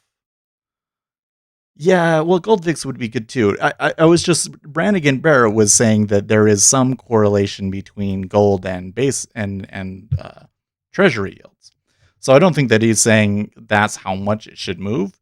He's just saying that gold had to move up and the treasuries didn't move with it. And so based on the treasury based on just that one component, and he himself admitted there's a lot of other things that move it. Okay, but he was saying if you just looked at that treasury thing, then they're this many dollars too high. So now I'm wondering, okay, that makes sense. If I did a scatter plot, would you actually see some correlation, or is it the case that the other factors are so much that it would just collect noise?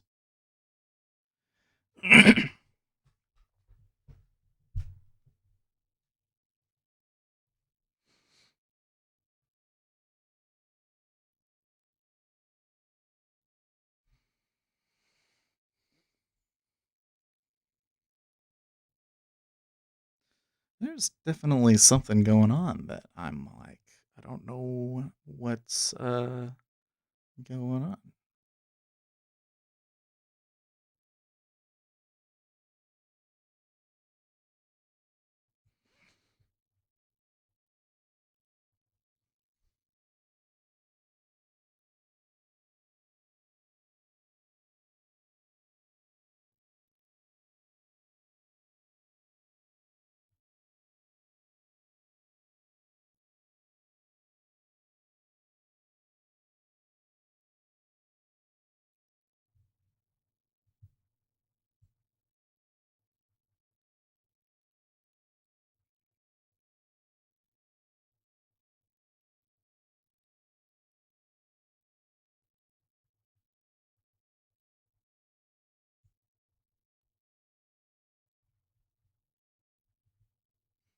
Hmm. I'm just looking around. Okay, StockTwits is tweeting that banks are up 1.4%, but that's probably still counting in the gap. Gary Rich says it's just noise. March movements have thrown off all correlations as well as central bank intervention. Yeah, I mean that's probably the case. You're probably right, Gary. That's why I find it interesting. Here is a model that one person looks at.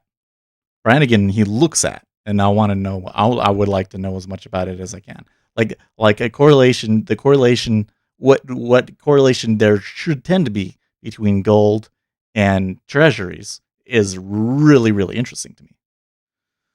So, but you're right. Probably when we draw it on a scatter plot, it may just end up looking Bot like says. noise.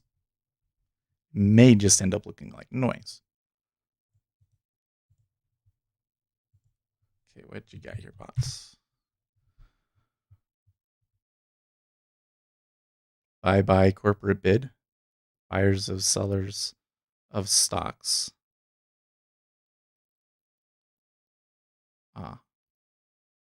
Corporations are not buying. Yeah, where'd you get this from? Oh, source. Fed Goldman estimates. Nobody who created the picture.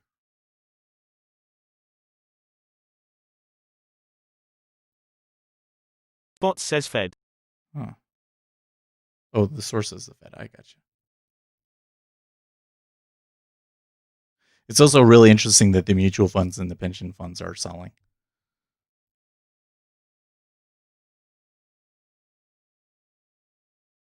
They have been selling for quite some time too. But I guess that's usually always the case, huh?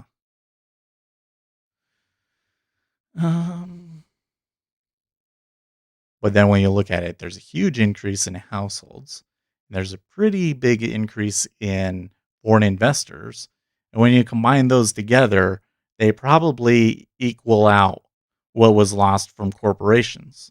But then you'd have to wonder, maybe the foreign investors continue, but at what point will the households no longer be able to continue that purchasing up?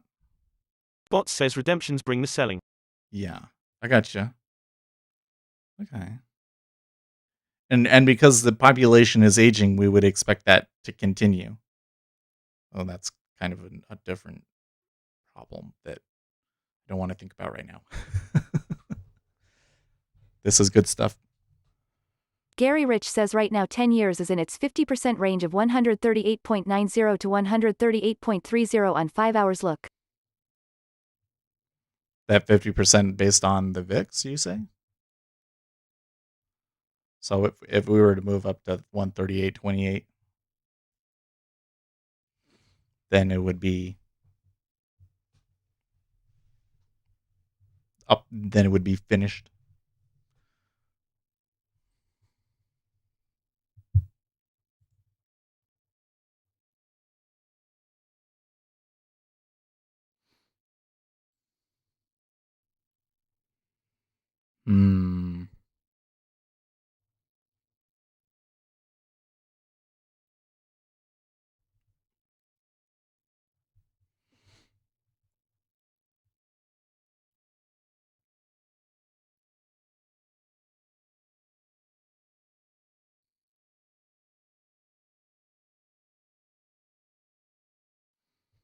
Well, the E-mini could turn risk on. Gary Rich says no, just the 5 hours range in price terms. Oh, okay. I got you.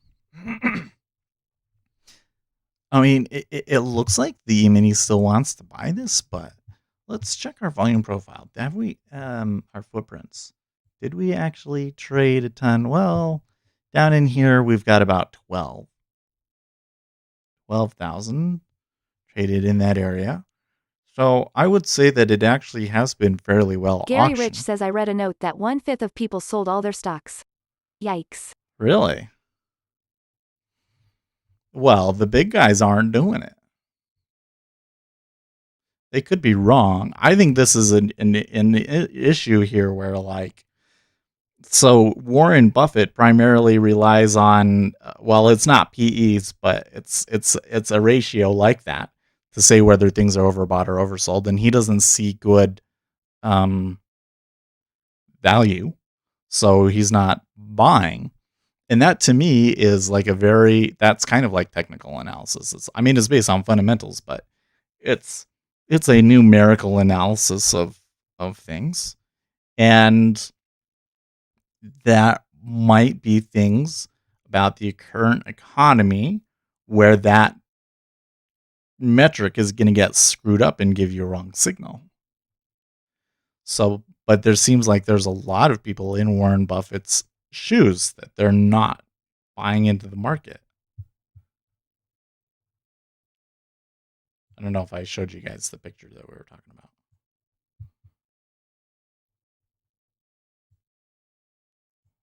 It's exactly the kind of stuff that I want to see.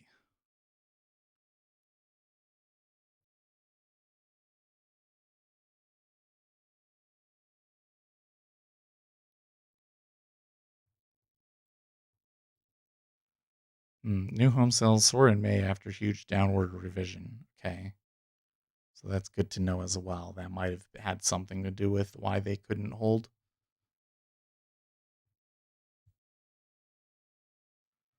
Well, I don't know if I really got a trade here.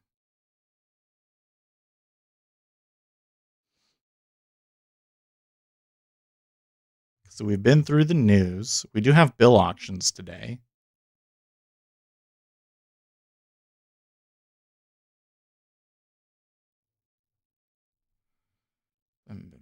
China sees America as a divided nation in decline, a rich country, too divided, selfish, and racist to keep its citizens safe. That's rich. The Chinese calling people racist. Oh my gosh. That's obviously propaganda. Okay.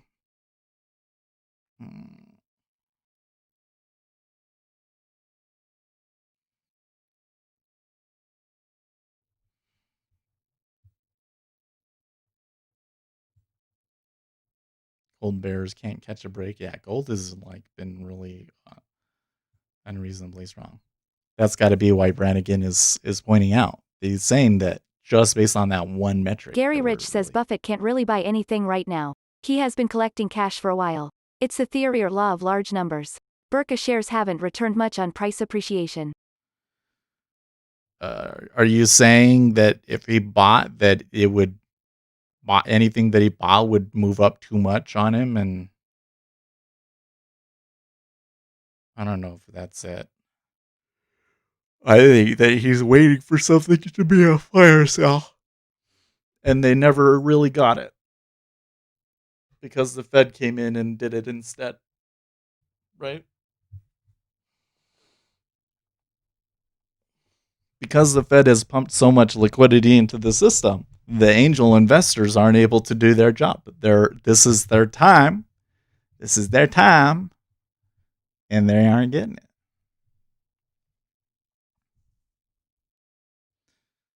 Well, Igor tried a short here at 177 even in the 30-year, and it's working out pretty well for him so far.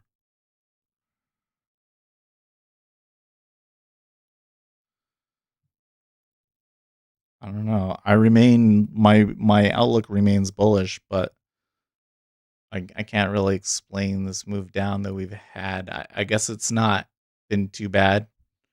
About 20 points down. We could still certainly move up. He says there's a stubborn buyer in the 10-year.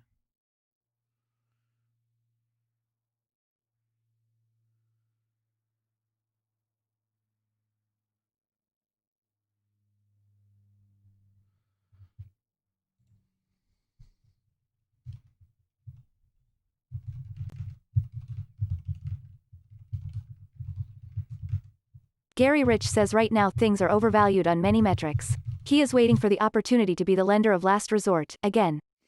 Yeah, that's what he wants. 100%, you're right, Gary. I don't know if that's ever going to happen that he's going to be the lender of last resort in the current what do we policy environment.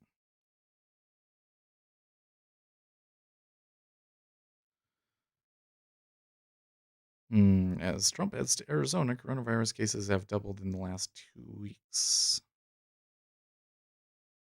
I go, yeah, historically 2-year auction is a bit bearish. Winston's mom says, we could certainly move up if everyone will please hit like. Thanks. Well, I wanted to see how they react to that open. Because I still think I'm kind of my thinking right now is we had some good fundamental news come through, and even though it was better than the estimates, I think that the traders kind of expected it to be better than the estimates. So that wasn't really enough to really move things. So now we go back to some technicals, and one of the technicals is that we have an overnight gap. So they try and RJ fill the Wheels gap. says I hit like even though I'm a squirrel rehabber. Thank you. Thank you. Ron Paul warns the Fed is getting desperate. Of course, Ron. That Ron just hates the Federal Reserve.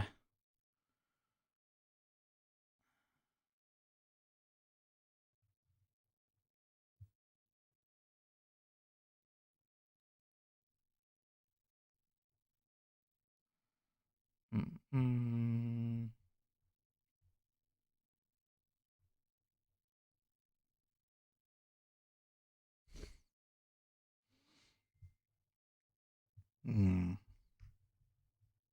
No, what's this? That's probably my wife.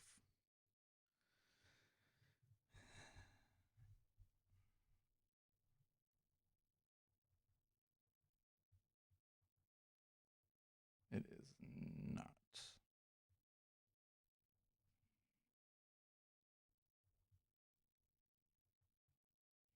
So you know what's something that's kind of annoying is that oh, what was a message request?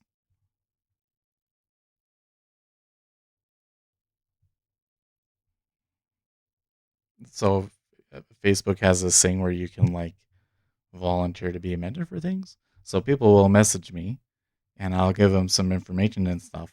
And then it wants you to like formulate a plan and things like that. And I don't think that the people want to do that. So, and it reminds you like multiple times per day.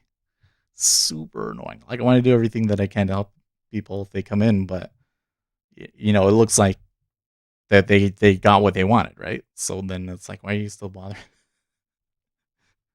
Why is the app still bothering us? Okay, so they're turning back down again. Yeah. So I didn't finish my thought earlier. I was thinking, you know, the fundamental backdrop looks good, but the technicals are taking hold. And the thing that you're going to see is there's this gap. And so Winston's mom says Gary Rich has a squirrel you can rehab RJ Wheel bullseye. So unless it really turns bullish again above the open, I'm too concerned about a move down to 31.14.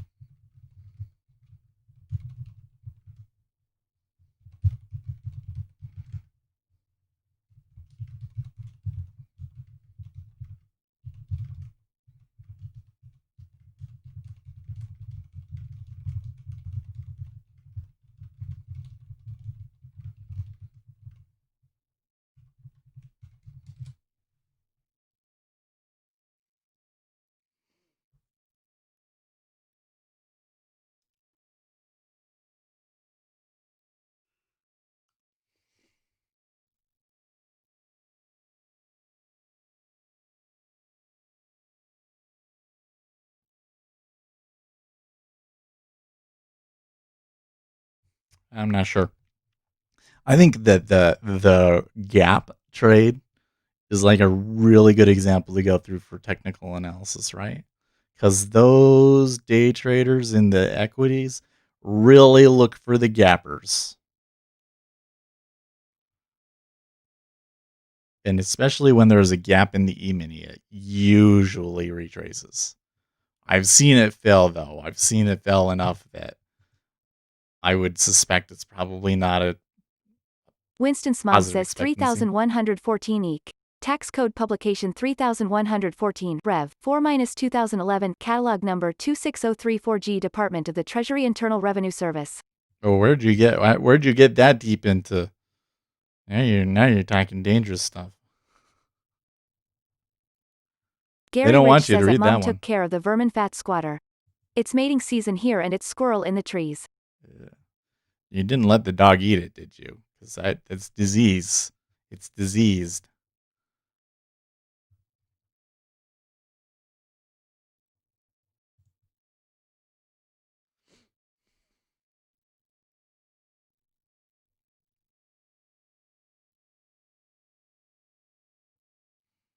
But the market here, no huge demand for upside calls. At least on index level, as JPM writes. If anything, our analysis points to heavier demand for put options. This fits well with our note on the rising skew index chart we have shown over the past few days.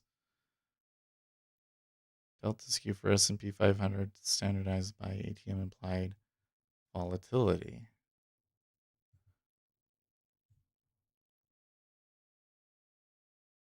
Dotted line is the average since 2015. So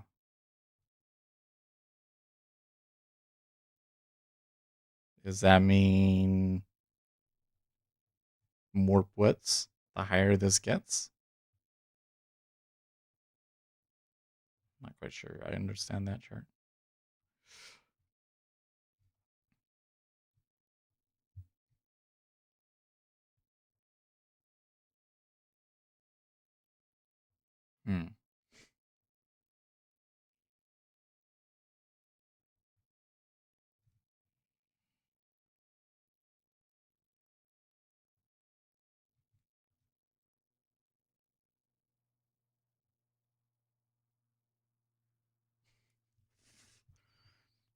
The market here says looks like people have a hard time deciding whether to buy and sell everything as it was the same. ...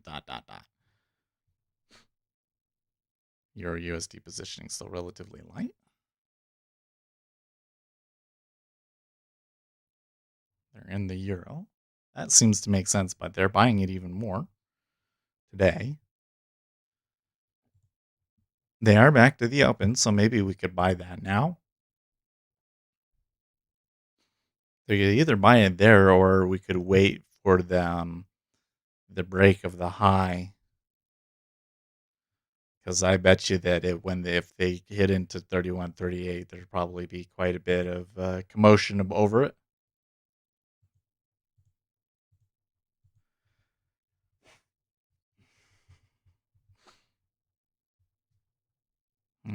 Some interesting orders here in the E-mini too, by the way. But a lot of noise. Germany places second North Rhine-Westphalia district under lockdown over coronavirus outbreak at a slaughterhouse. Ugh. The outbreaks, why are they continuing to happen at food supply places? What's with that?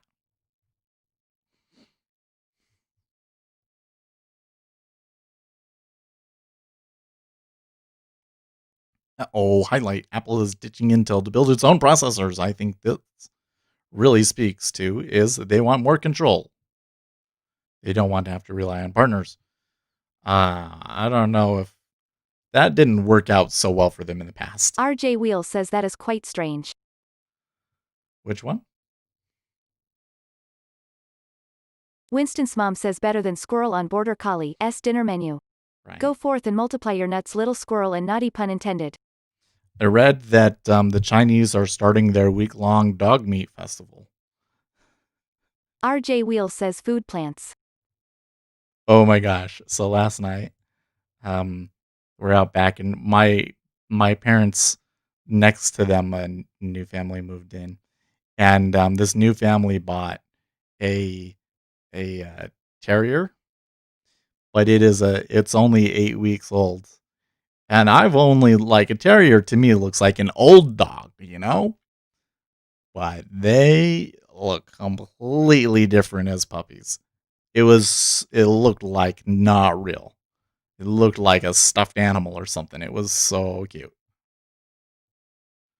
Alien Killer saying the Florida numbers are coming soonish. Oh yes, that's the thing that we gotta watch for, huh? Almost forgot about that. Thank you. So probably now's not the best time for a buy. Bot says something not right with this latest version of VIX range. No. All I did was change it so that it shouldn't do anything different. Oh, maybe I don't have I don't know, dude. Bot says start time is tied to 9:30 Eastern Time open. Do I have an older version than what you had? Do you still have the version that you had before I sent that one?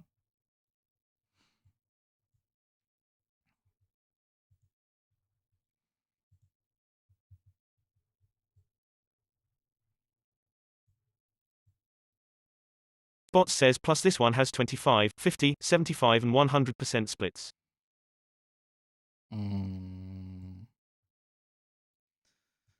I don't remember now. Send me the other one. Hopefully we didn't. No, this one has. Oh yeah. Yeah, you're right.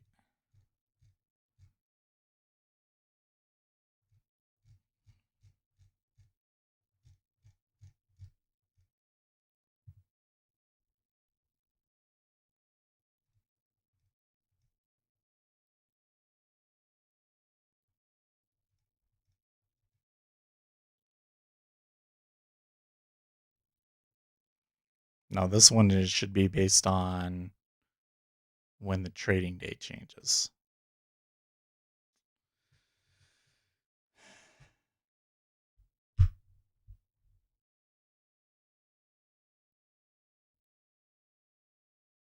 We fixed this in the other one, the other version, didn't we? Did I know we must have fixed it on your machine and not my machine? Or maybe we renamed it something else.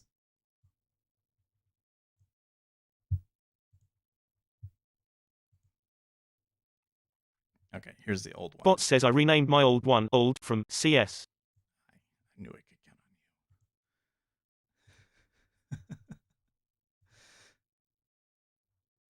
you.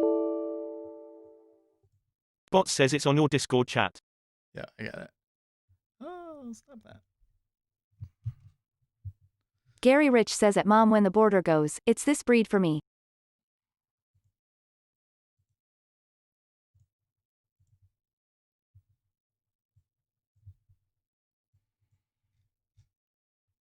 Da, da, da, da. Da, da, da, da.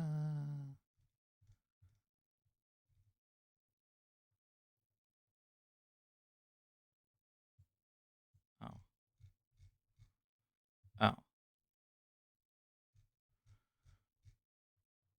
Okay.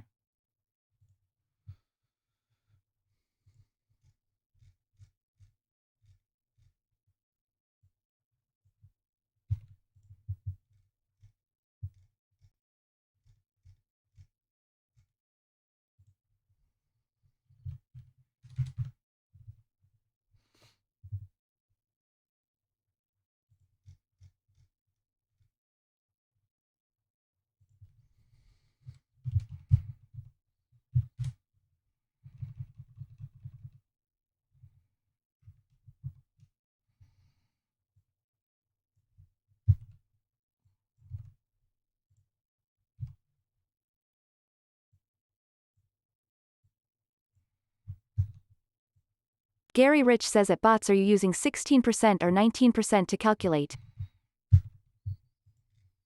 Bot says it should recognize the 16. 8:20 start time for treasuries. 16.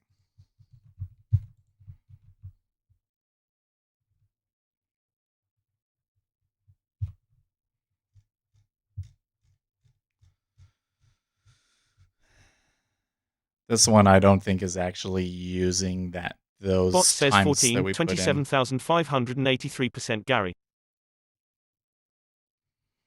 Bot says just kidding. I was like, what? Bot says 16%.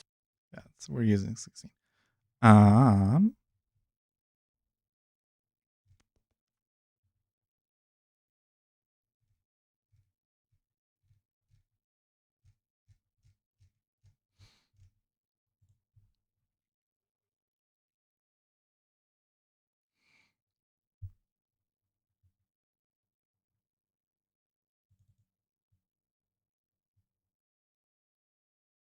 Oh, right.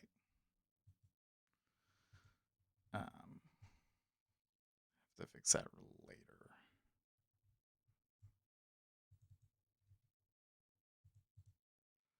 Exclude from compilation. Gary Rich says I use pi 3.14. With a fib retracement lol lol. Right.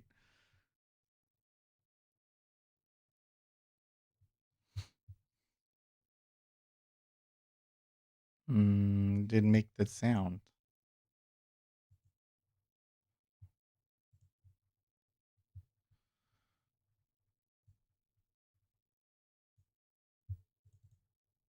Okay.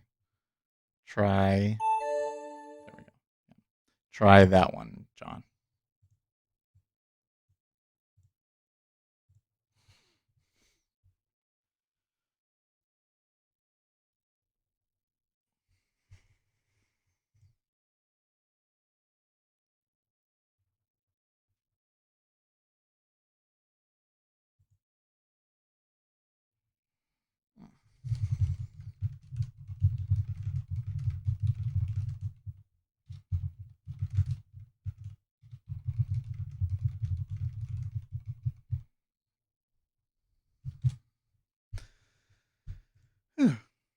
Mm-mm.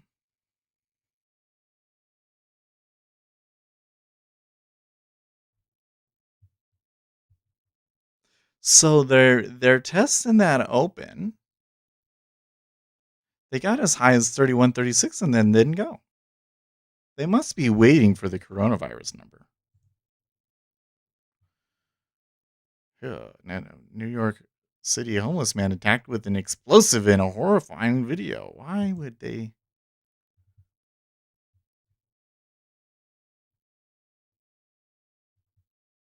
Oh, that's so sad.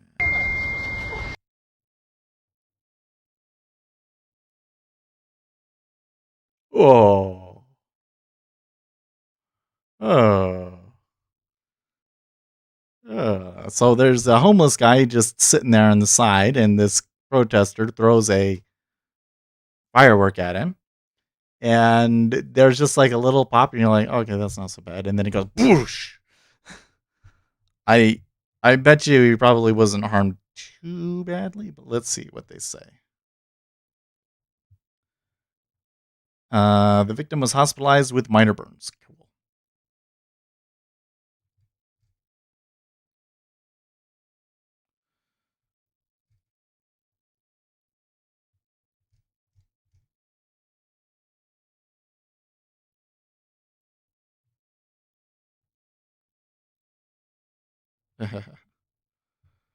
Nicole Hannah Jones promoted a theory that government forces are setting off fireworks to disrupt the Black Lives Matter movement. Jones deleted her tweet after she was called out.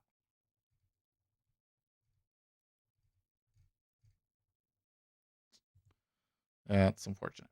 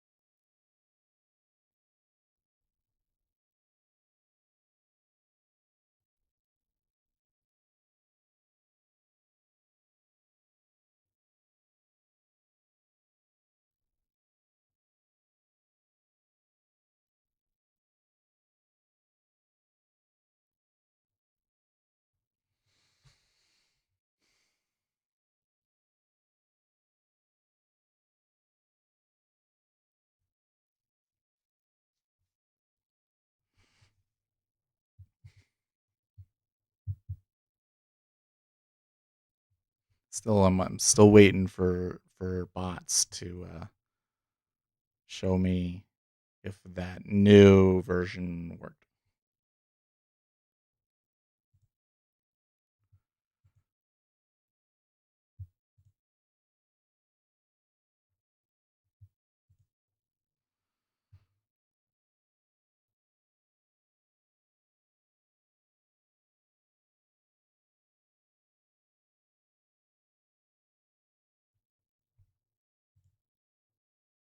Okay. Coronavirus update. New York COVID cases rise 0.2% in line with 7-day average. That's not the one that we care about.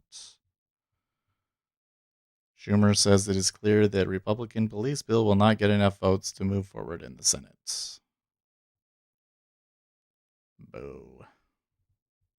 Of course not. The Democrats could Gary Rich never says allow yep, a if bill people to get don't support passed. BLM they get fired. Well, can't fire me, so BLM can kiss my. I've been seeing people post stuff like that. I don't know if it's really as widespread as it probably seems, but there's probably a lot of people that have some significant misconceptions out there, right? If I say I don't support the movement, or in particular the organization as described by the founders of the movement, Gary Rich says a guy at the Fed got fired for commenting on it. yeah, that doesn't mean that I don't believe in racial equality, and it doesn't mean that I don't think that there are things that could be improved. It just means that I realize that the people that created this movement are Marxists and that shouldn't be encouraged, and that violent protests and the matter that they're doing is wrong and disruptive to our society, and that we should continue to have a rule of law, and that we should not waste the progress that we've made in more effective police enforcement too. So we can be try and have it be safe for people, but still have strong enforcement, which has not been happening in many places. Like in New York, they got rid of some of their forces, and of RJ course the Wheels murder says rate it's like went a up genocide for immediately. people who speak up that there are alternative ideas. Yeah, but that's because these people have been lied to and have been told that anybody that doesn't support the Black Lives Matters movement is racist. But they don't understand that, well, the reason that we don't support it is because the leaders of that movement are supporting other things that we don't support, like communism. Right? So I think in an instance like that, if you are such a person, have RJ a Wheels job, says I probably just lost my board seat on my own foundation for typing that. I think that you just have to be. I think one of the keys is there are certain things that you always have to say first. Does that Gary make Rich sense? says all lives matter, not a selective race, gender, etc., etc. This is a progressive's orgasmic orgy. Yeah. See that? I mean, I get why you want to say that, but just looking at it from a RJ Wheels says Gary gone too. there's Gary Gunn. Is Sunday gonna step in here and say anything too? No, there when you're talking about a sensitive subject, there's certain disclaimers that you always have to put out, right? Right. For instance, you should always say, there can be instances Gary of Rich says oops. discrimination. And I like to use the word discrimination because people are trying to change the word what is racism. So I can come in and I can say there are instances of discrimination against people based on their skin color, and it's wrong, and there are things that we as a society could perhaps do to improve that a little bit. Well, not a little bit, but there's lots of things that we can do to improve it, and the goal should be to completely get rid of it. Okay, so there's your disclaimer. But then you can say, I don't support the Black Lives Matter movement because the founders promote communist ideology. See? And I don't think that that's, you would have to take that comment out of context and not share the whole statement, right? But if you just come in and you just say something like, but all lives matter, or um, Black Lives Matter is wrong, or I just straight up don't support it, if you don't give them the whole story, then you're giving them ammo to use against you, right?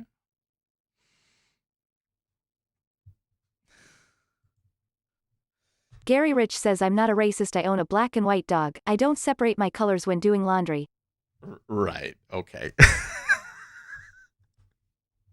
That makes you not racist, huh?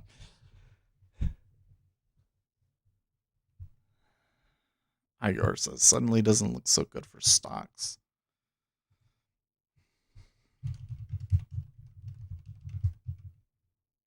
Okay, so Florida coronavirus cases rise 3.3% versus 3.6% 7-day average. California reports 519 new cases versus 4,230 yesterday.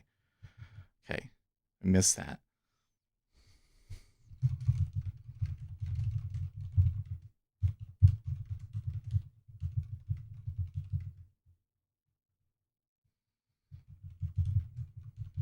Okay. And the Japanese yen is going up yet again, and the treasuries, they're not moving yet. But the Yemeni just really took it down there. Let's reset everything.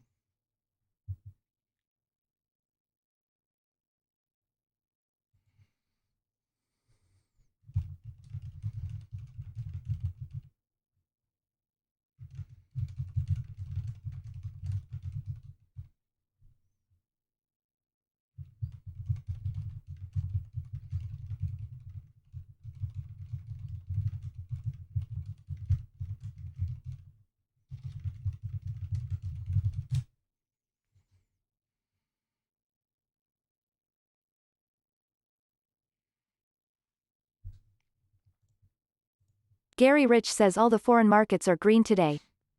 Oh, yeah? Well, they were. Certainly they were. Bot says So, need to do some formatting for price. oh, yeah. Did we not do that before? Let me see here.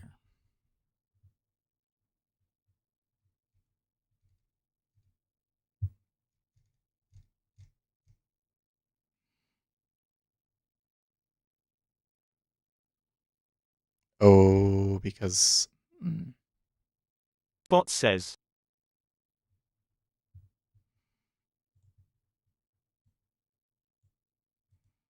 I forget how to fix that, but I think that there's a way. I think there's a method about where the pricing comes out at it. Yeah.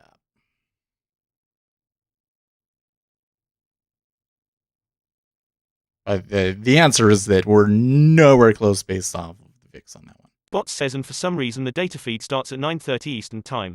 Yeah, that one, it should be based on your session template. It's based on your session template. It never was based on the time that you put in.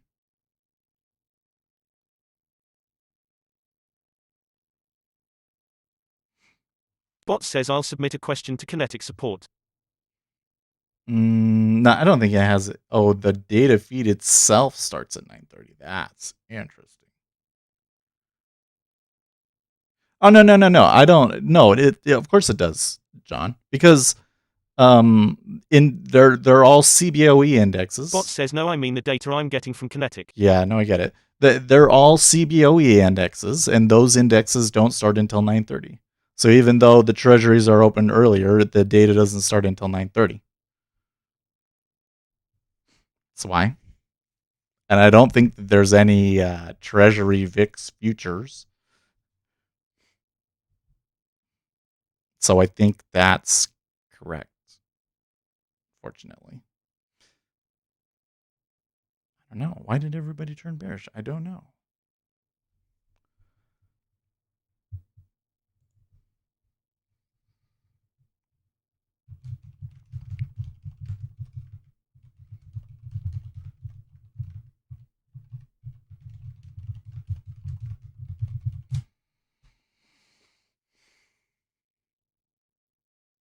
Bot says, well, you're probably right, but that's fucking stupid. Yeah, it is. It totally is. No, I get you.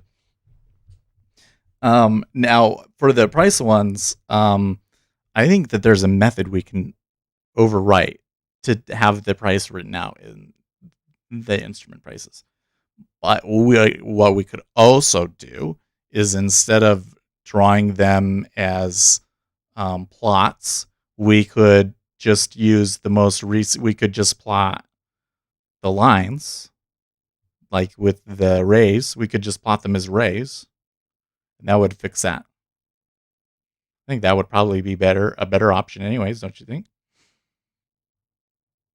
Kind of like the way that you had it for your initial pivot one.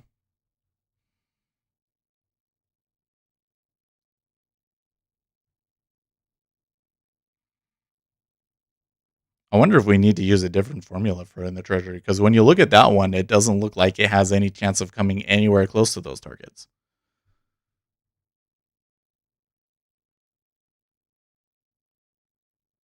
Iger's been getting more active today. He took a little short in the treasuries and Bot caught a says little bit. #region miscellaneous public override string format price marker double price if indicator is on price panel return That's instrument master instrument format price instrument.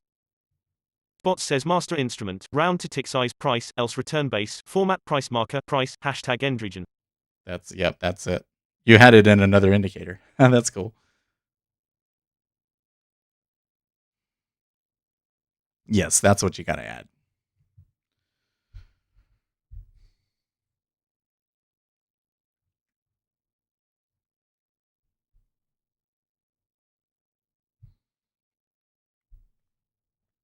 I don't know why it doesn't do that automatically, but whatever.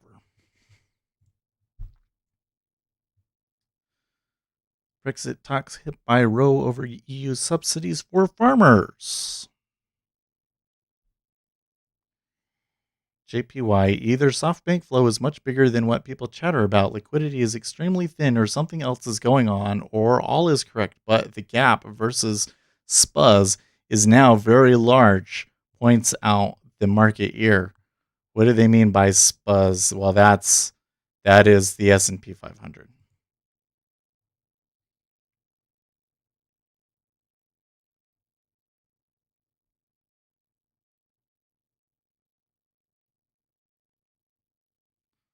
Why does he call it SPUS?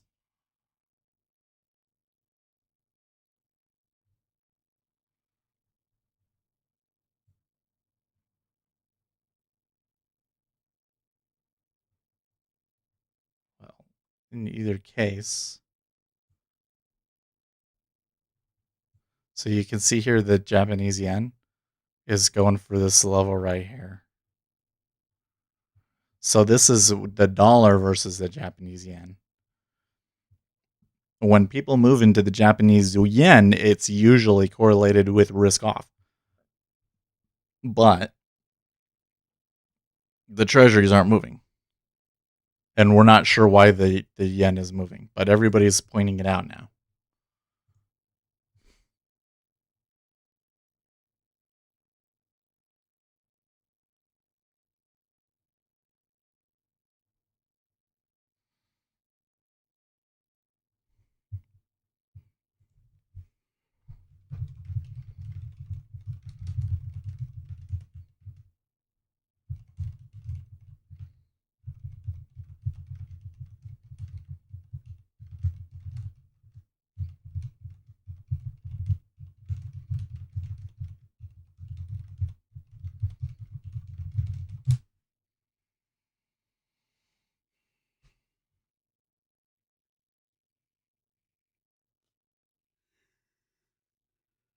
You're right. Just is a lot of choppiness. The tick didn't really go that bad.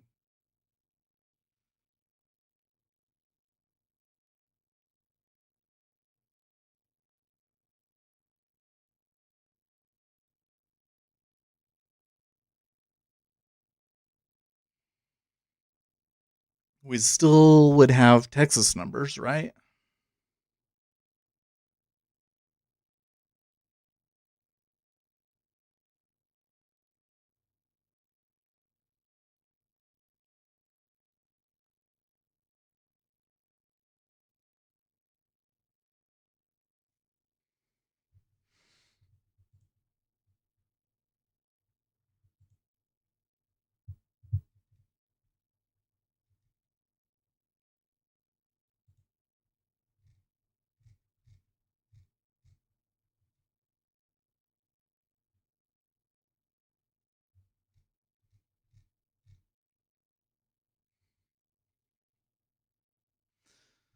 Zero Hedge tweets, watershed moment. Is gold signaling stocks now on quote-unquote shaky footing? Question mark.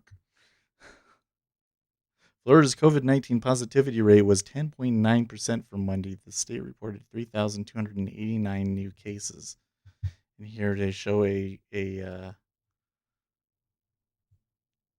graph. And you can see that the positivity, so Mondays are always low, but it is not as bad as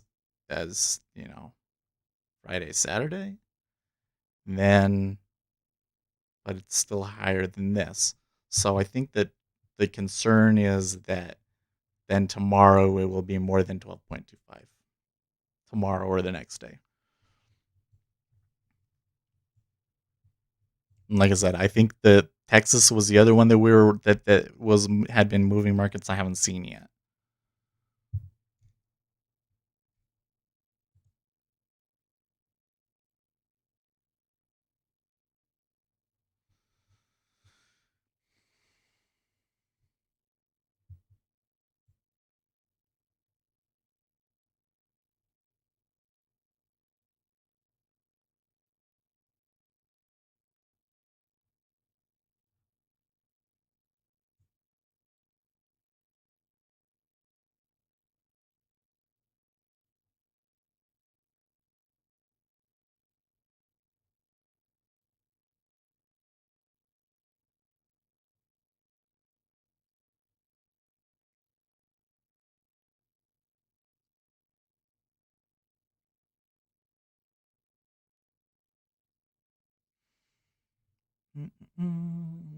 More tweet about the Novak Djokovic testing positive for COVID-19. Bot says, there you go. There you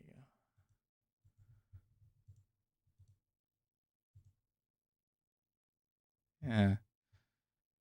It doesn't look like they come in anywhere close to it, though.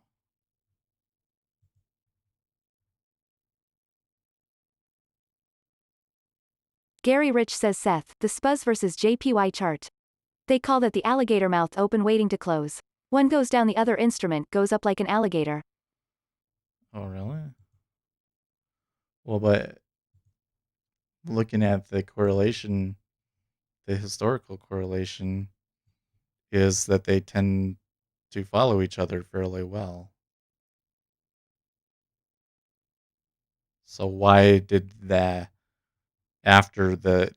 just before the low, why did it switch like that?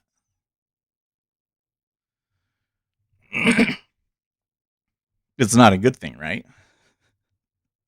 I assume that it's a bad thing for U.S. equities.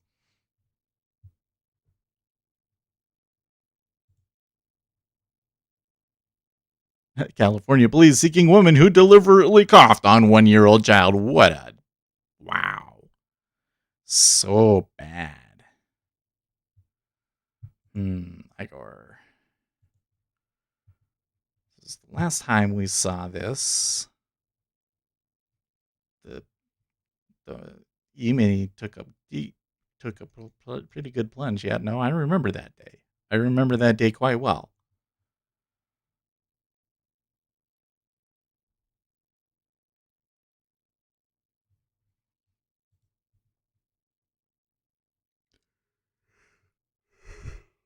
Oh, no bad. Just with it being this quiet and below the open, this far into the session. Gary Rich says yes, they do follow each other, then it diverges and snaps back in line or stays opposite. Okay. But what's the fundamental driver that causes that to happen?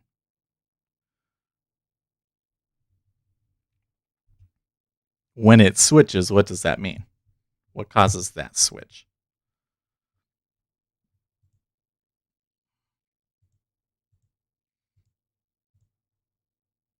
I'm wondering, John, if we need to adjust it so that, well, we could add it so that the factor is configurable, because maybe in the treasury you can't use 16, you know?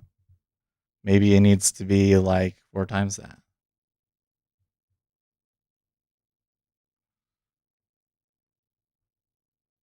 Or maybe it's just unlikely to hit them because of where the treasuries are in the Federal Reserve manipulation and everything.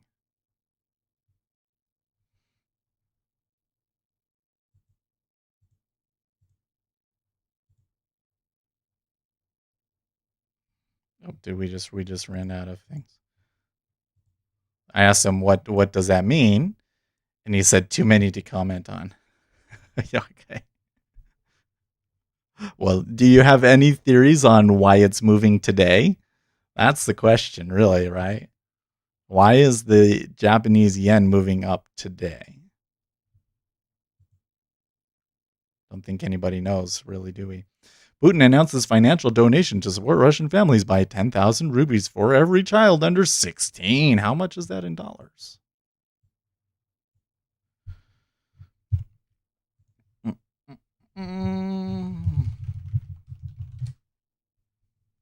That's about $145. Okay. Well, that doesn't sound all that exciting, but maybe for them it matters. We got $1,000 per child. Come on, Putin. Why are you being such a cheapskate?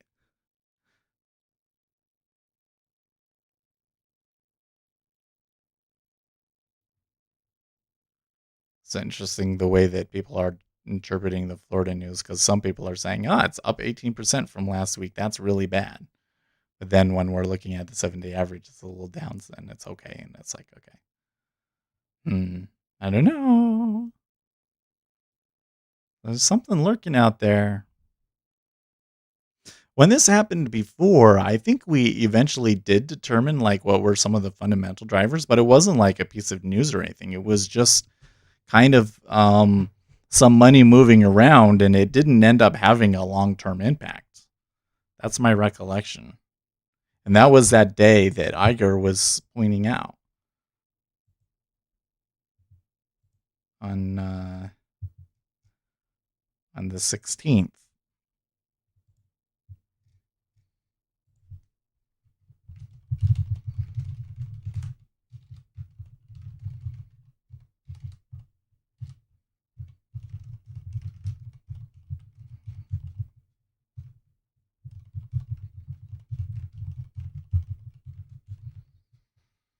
Let me come back over to this.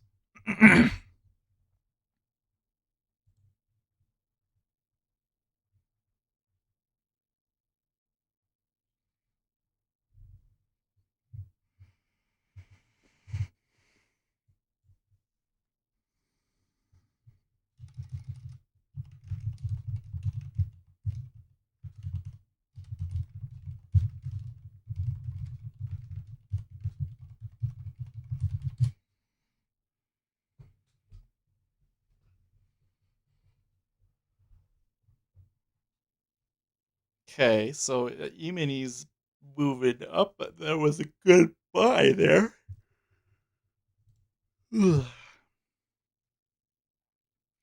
Up until this morning, the Florida Department of Health published a daily 100-page document with granular detail about each county's coronavirus testing, infections, and hospitalization rates. Now, it's a 4-page document with almost all of the details removed.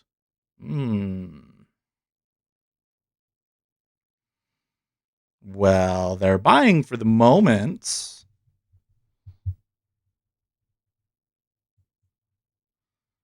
Starting to look okay. The Japanese yen is coming back as it happens, and the treasuries are coming down.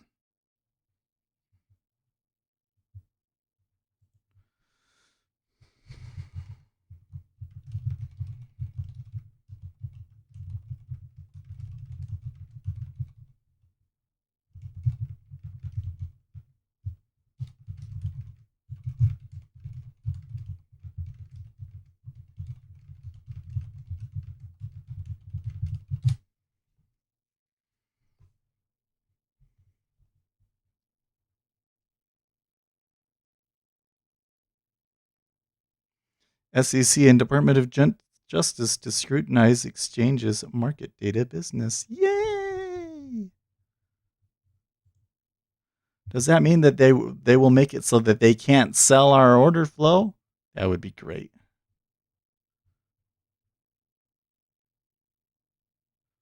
The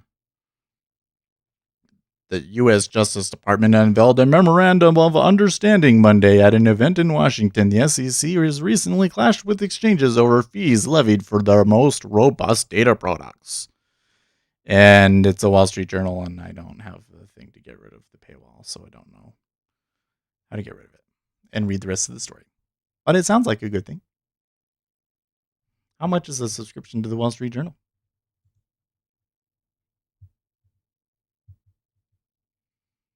All Access Digital. $20 a month. You can get a $1 for 2 months.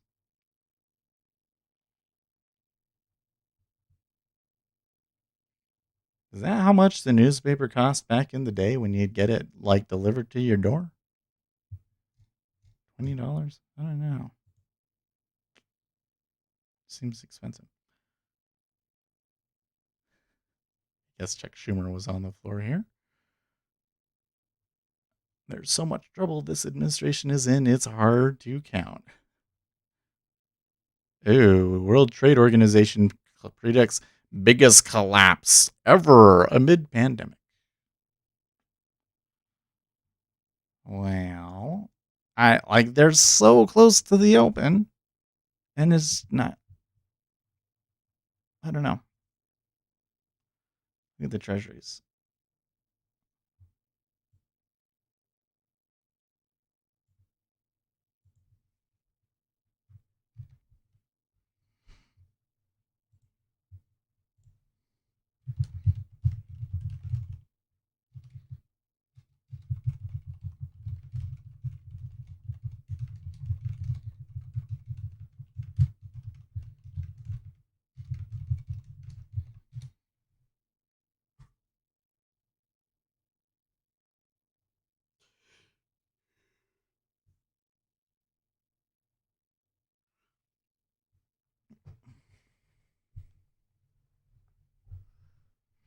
Live, Dr. Anthony Fauci and other Trump officials testify on U.S. coronavirus response. Oh, really?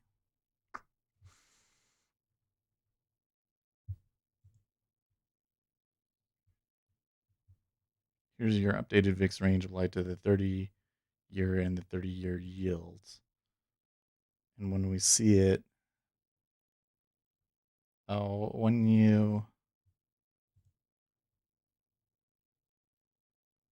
when you apply it to the 30-year yields, it actually looks fairly reasonable.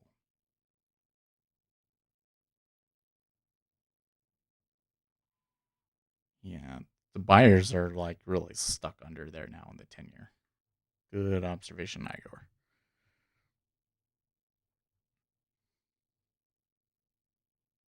Good. 10,000 contracts went short. It looks way better on the yield one, though. I mean, the yield one, it went through, and in the price one, it doesn't. That actually kind of makes a little bit of sense that it would apply better to the yield.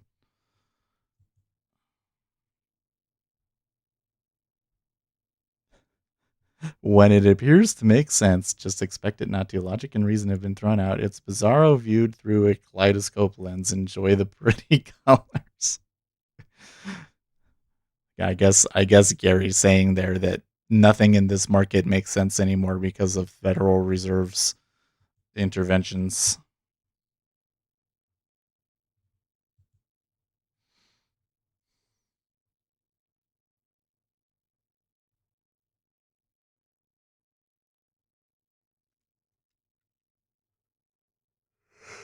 Are there really that many people stuck up there?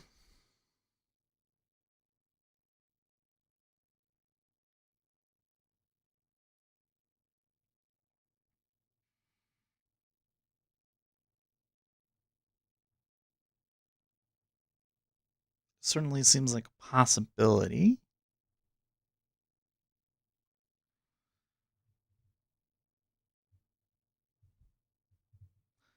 Also looks like we're getting some move in the spread.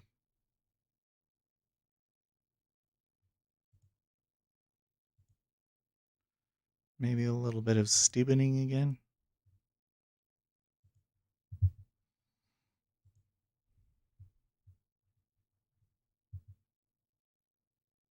Still something funky with the offset start times, yeah. Because, well, what you would have to do, probably the way to fix it would be to just apply the E-mini session template to it. So that the open place where it's trying to do it will be at the open. The E-mini open.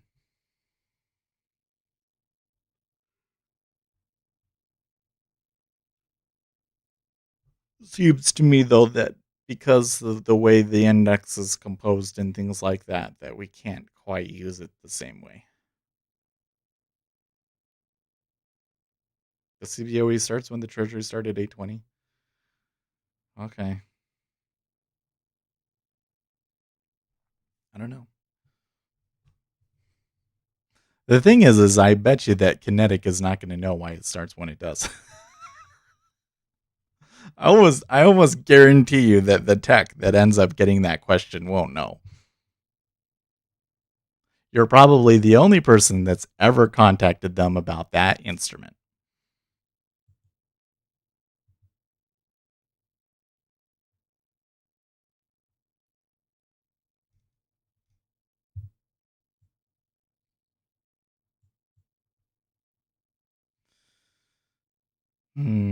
Oh, what did Donald Trump say here? We did a great job on coronavirus, including the very early ban on China ventilator production and testing, which is by far the most invested in the world. We saved millions of U.S. lives, yet the fake news refuses to acknowledge this in a positive way. But they do give Dr. Anthony Fauci, who is with us all in all ways, a very high approval rating. So if he is in charge, along with a vice president, etc., and with us all doing all of these really good things, why doesn't the lamestream media treat us as they should? Answer: because they are fake news. Donald Trump there. Well, we're coming up on the close of the European session. Maybe there will be some fun action after I'm done.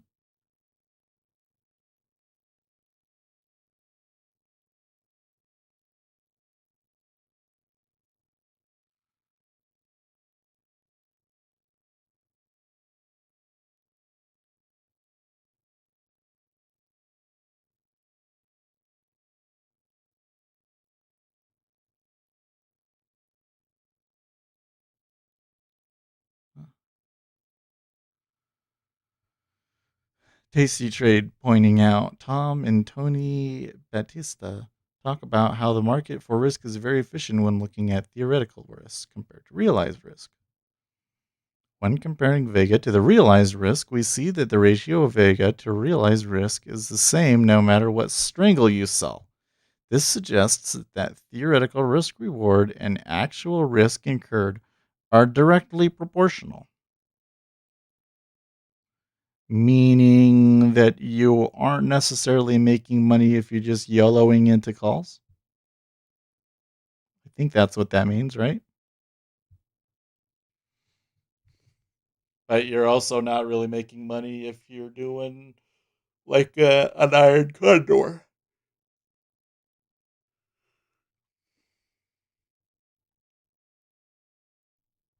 Well, I guess you would, because it would stay within the range, and so you would make money off of the time decay.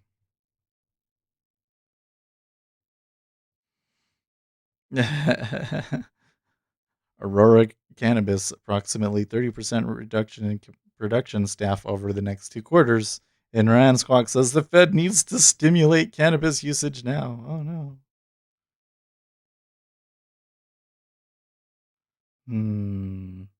Houston restaurant closures flooded in over the weekend.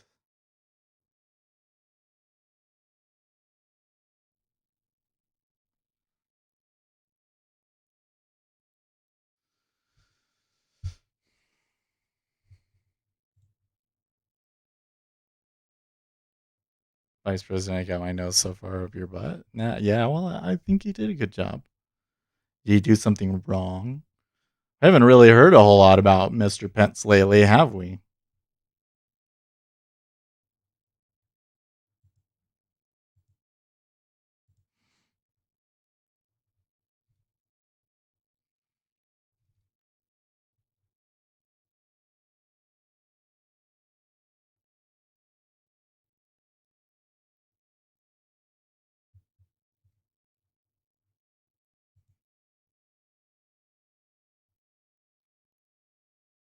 Oh, 4 tennis players caught the coronavirus at the charity tournament in Croatia. They're trying the open, and look, it's getting kicked down again. Well, I didn't see a bubble there per se. They might do it. Let's see. Yeah.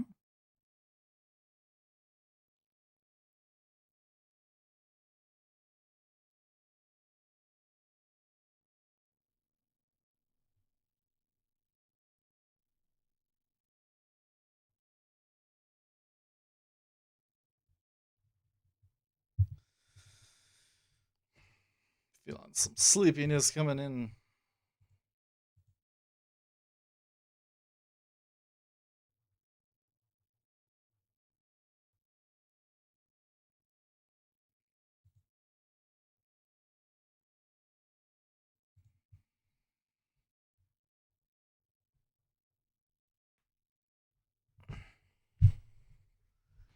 Notice that there was a big order at 31.30 or so, and the market shied away from it, and it is moving up now.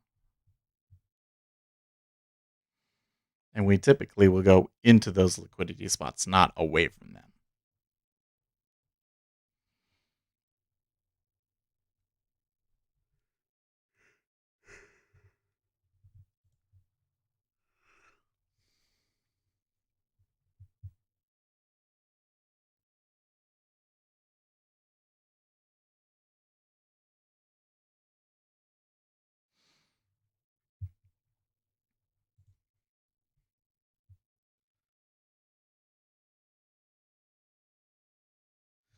Democrats block Senate Republican bill on police practices, saying it falls far short on accountability. Let's read. Of course, I've reached my limit on Bloomberg. I'm so tired of everywhere that I wanted to read something, you're not able to read it. Like, the advantage of the internet is that I can come and I can read stuff from all these different sources. And they don't want me to read from all these different sources. They just want me to read from them. And no one product that I have seen so far provides a good enough news picture that I would pay money for them. It certainly wouldn't be somebody like the Wall Street Journal or Washington Post. Definitely wouldn't be the Washington Post. Gross. Just makes me feel gross thinking about it. Are you staying at home? Well, I've been staying at home all weeks. I haven't left the house. I mean, we've been talking to people in the neighborhood, but I don't. We're pretty socially isolated here.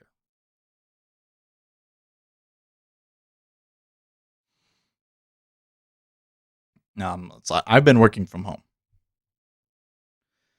and I'm still working despite the whole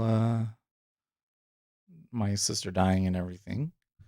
I don't know when the funeral is. So I don't know when I'll take some time off, but I actually got a decent amount of stuff done yesterday. So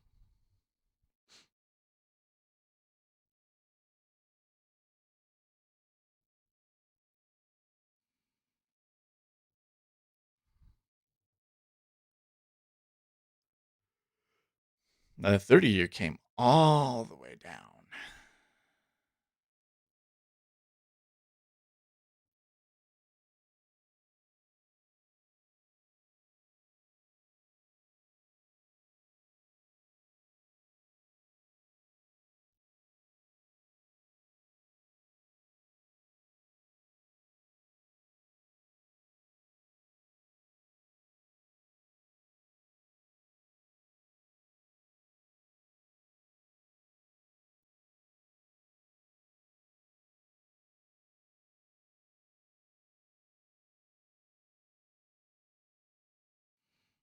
You're pointing out that it's a little too grindy here being on the open. I mean, if they touched 38, I think that this would get going. But and a note also that the treasuries are getting a little thick here. A little thick.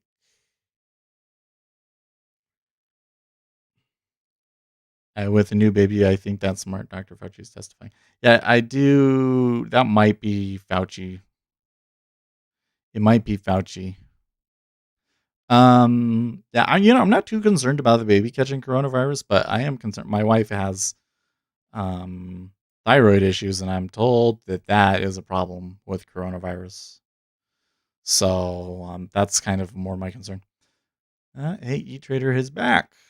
Hey, we're here for like another 10 minutes, I think. But the market's being pretty grindy.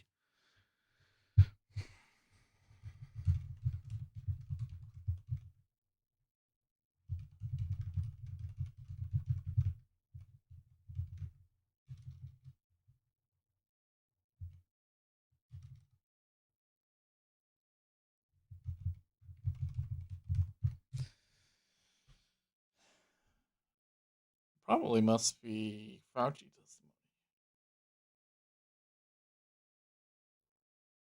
testimony. It's ending up being NQ added another 35.25 to the overnight. I really. So they're just moving without us, huh? Completely without us.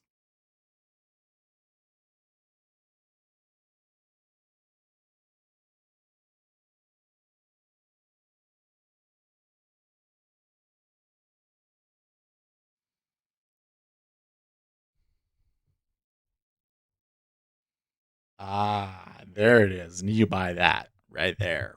But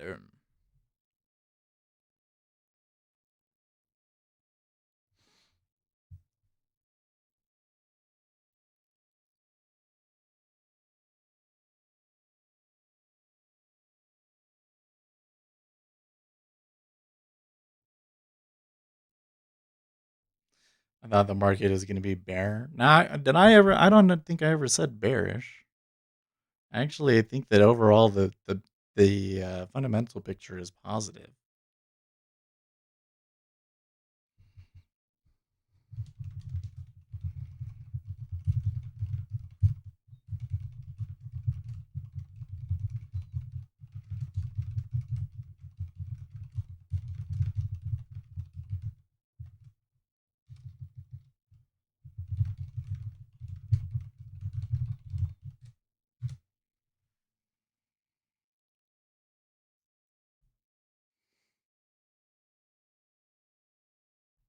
No, no, not you. I deducted that. Oh yeah, yeah.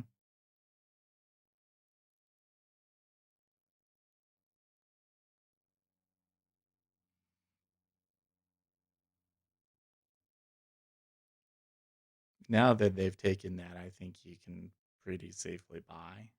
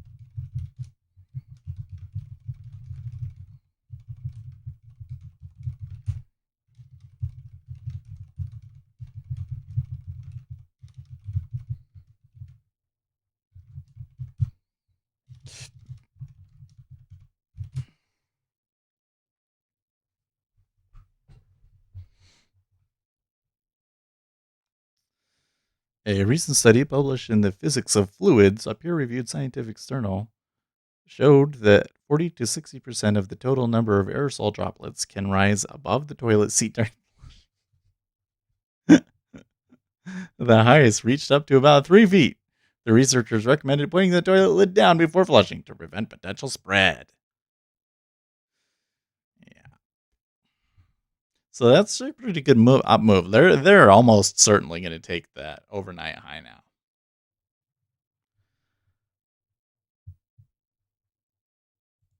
Right. So I think we could have bought it at probably 38.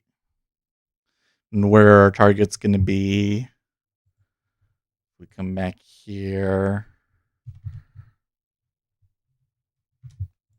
Close some of these windows that we don't need.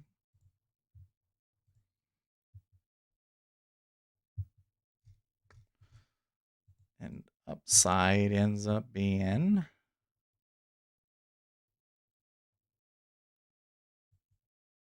3162, 3164.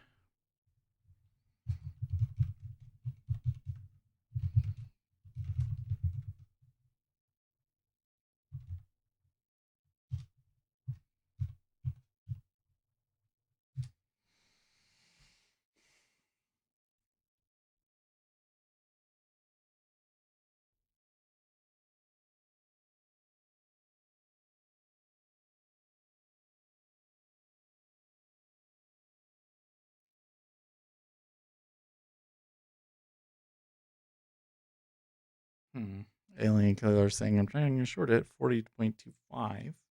I'm probably going to get run over. Then why are you doing it?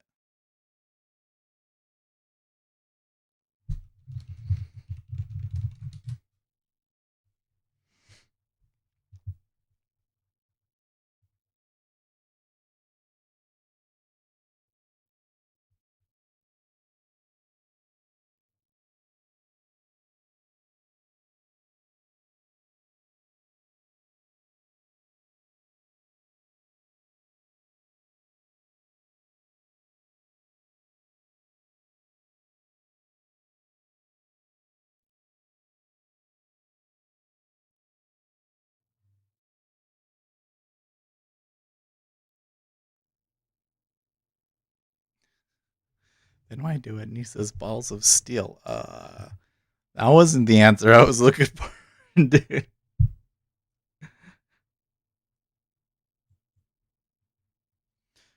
Cudlow, absolutely, definitely no second nationwide lockdown.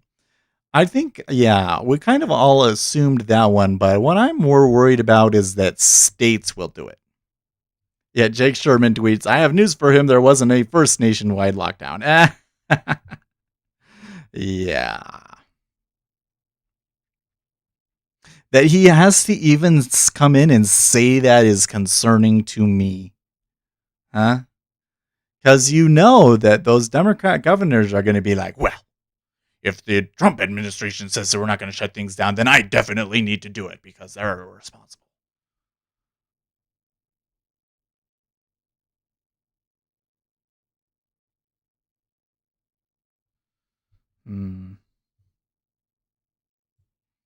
So he's actually doing it based off of a high tick reading. But it already came back and turned back down. I think that your short is already played out.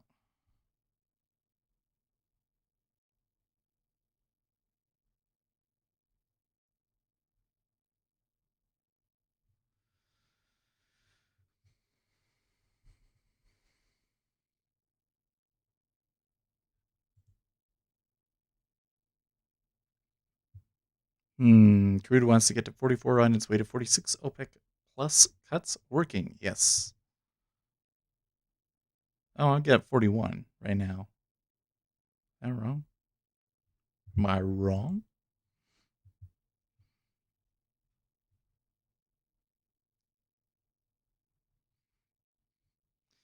Well, now what is Wind posting here? In 2015, Toto hit the 40 million washlet sales market globally, helping to solidify Japan's cult toilet status. In the fiscal year ending in March 2017, Toto made 33.8 billion yen. How Japan's music-playing, water-spraying Toto toilets took over the world, written by Amanda Sealy. Oh, and here, there's Ace. How are you today, bud?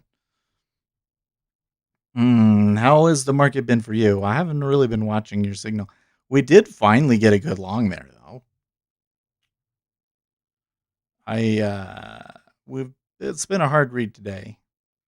I mean, they did eventually go the way that I thought that they would, but yeah, they seem very reluctant to do it today.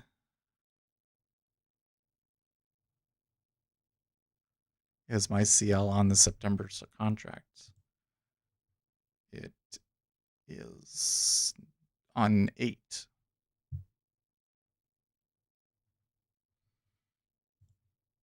not 9. It's on August.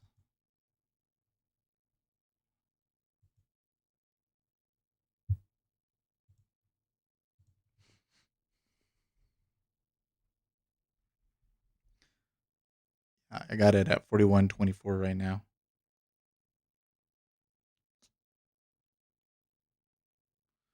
The next few days, if 41.7 gets taken out, we'll recalculate. Steven, are you using automated strategies or not a fan? So I will automate strategies to see what the statistical properties of them are, but I am not a fan of taking trades based on technicals. So when I take a trade, I want it to be based on fundamentals and sentiment, and then I would prefer the technicals to be in line with where I end up taking the trade. So that means that for automated strategies, I'm not going to just let the computer sit there and trade, right? But it's useful for me to know how does that signal tend to perform. Because then because almost always when I go through and I do a signal, what I'll find is that the long-term expectancy of it isn't very high. But I can go in and I can find out, okay, well, when this thing does move, it's actually pretty reliable. Tends to go give you quite a bit on a regular basis, or it tends to give you the momentum, or like when it does work, it really you get really good runs off of it, right? Like I know those sorts of things. And I also know like, okay, what markets did it work really well in and which markets did it not work really well in. And that gives me the ability to um, you know what to use. So as an example, and the one that I keep giving you guys is that when you get an outside bar that moves down and then come back later and retrace it, we have a tendency to move up in this market. So here you can see right here was a down outside bar. We did end up moving lower. And then let's see here, that was at 10:56. And so then a good 10 minutes later or so, we beat that out. 31.27. Let's call it 31.28. Let's call it 31.28. You could have taken that long and look, it would have been a great trade, right? But I'm telling you that if you go and you backtest that strategy over a long enough time period, it is not profitable. But during this time period, and the overall stats of it are really good. So it tends to be a great way to enter for me. So what I'm doing is I'm saying, well, I think all of the fundamentals and the sentiment are positive. So when I see this turn up, then I want to take it. And then the next thing is that, well, I was a little concerned when we got up into here because there was the open and it's kind of slow. But then they got to this thing. And then it was like, oh, okay, it's on. So the order flow did confirm it. A fundamental technical order flow DOM scalper. Well, I think that you want to incorporate everything about the market. I think this idea that I can just look at price and volume and understand what the market is doing is wrong, or that you can make entries based off of just look at that is wrong. I think this idea that you can just look at order flow and understand what the market is doing and is wrong. I think that you need all of them. I also think the idea that you can just look at news and fundamentals and trade it that way is also wrong. right? Because if a piece of news comes out and everybody's already positioned long and then it comes out in line with expectations, how does the fundamental alone tell you if it's going to go up or down? It doesn't. You have to know what the market positioning was in the first place, which means you're going to have to look at the order flow and the price, right? So you need all of them. That's my take. And I like this take because, well, it explains a lot of things, I think, right? Most retail traders have difficulty because they only want to incorporate price and price patterns. And the price patterns that you're going to get is mostly randomness, right? But if I have a pattern that I can explain why it works, why does that outside bar thing work? Well, if you have an outside bar, that tends to indicate that people are they're moving it, right? Range expansion means people entering positions, generally speaking. Okay. So that gives us a probability that people are getting into a trade going the wrong way because we're in a buy the dip environment. So if they sell it and then it ends up resolving to the upside, you buy that, you have all of these trap traders to propel you higher in line with what the fundamental picture is. And that's why it works. See? So I can look at it from a fundamental, I can look at it, it's a technical signal, but I can explain to you why it works with fundamentals. And it's worked really well. And we back tested that one, and it's gives pretty good stats. But like I said, only in this environment. It's something specific to this environment that seems to work. And it doesn't work every time. We had one the other day that failed on me, I think. But I still think I came out of that day positive. I think you can trade news with a make a huge account. Well, you don't even need to. One of the things that I think we get wrong with trading the news is that when news comes in, you'll get those huge moves that move really fast, and you're like, well, can't trade that. And then it comes back and it retraces the whole thing, or maybe even goes below the initial news price, and then it turns around and it goes higher, and that sort of a thing, And that can all happen very, very fast. And you say, okay, well, you'd have to be able to have a lot of risk to be able to make those kinds of trades, right? But I don't think it has to really work that way. Like today, we had news, we had PMI news, it was all good. The market didn't really react to it. And that's because all of the robots can do is say, okay, what was the expectation and what was the actual thing? But you, the human, have the ability to come in and say, how is this going to affect the actual market and the way that people are positioning and everything? Well, PMIs, that's really good. PMIs were really good. The, what was the other one? The Richmond manufacturing number was good. And the housing number, all of the economic numbers were good. But people are holding off a little bit, I think, because Fauci and there was coronavirus numbers that were going to come out. So if you waited until the 8:45 time period, which is another good, I don't know what causes that, but 10:45 Eastern time, and then you decided to use that outside bar as an entry, then you're golden, right? And that's the strategy. That's not even something that's, I didn't trade it today, so I guess it is in retrospect. But that's a strategy that I've been using that so far has had positive results using it live. And it incorporates elements of fundamental, technical, order flow, and psychology, frankly.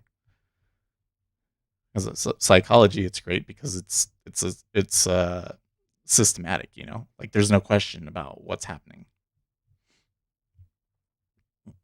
And by the way, thanks for popping in and saying hi today, Smash a bit. Well, I didn't even realize what time it was because I got yapping. But I guess I wanted to see the big move. So it's time for me to go. I will see you guys tomorrow. Should still be here every day this week, despite all the stuff with the death in the family and everything. And so I'll see you guys tomorrow. In the meantime, stay profitable, friends.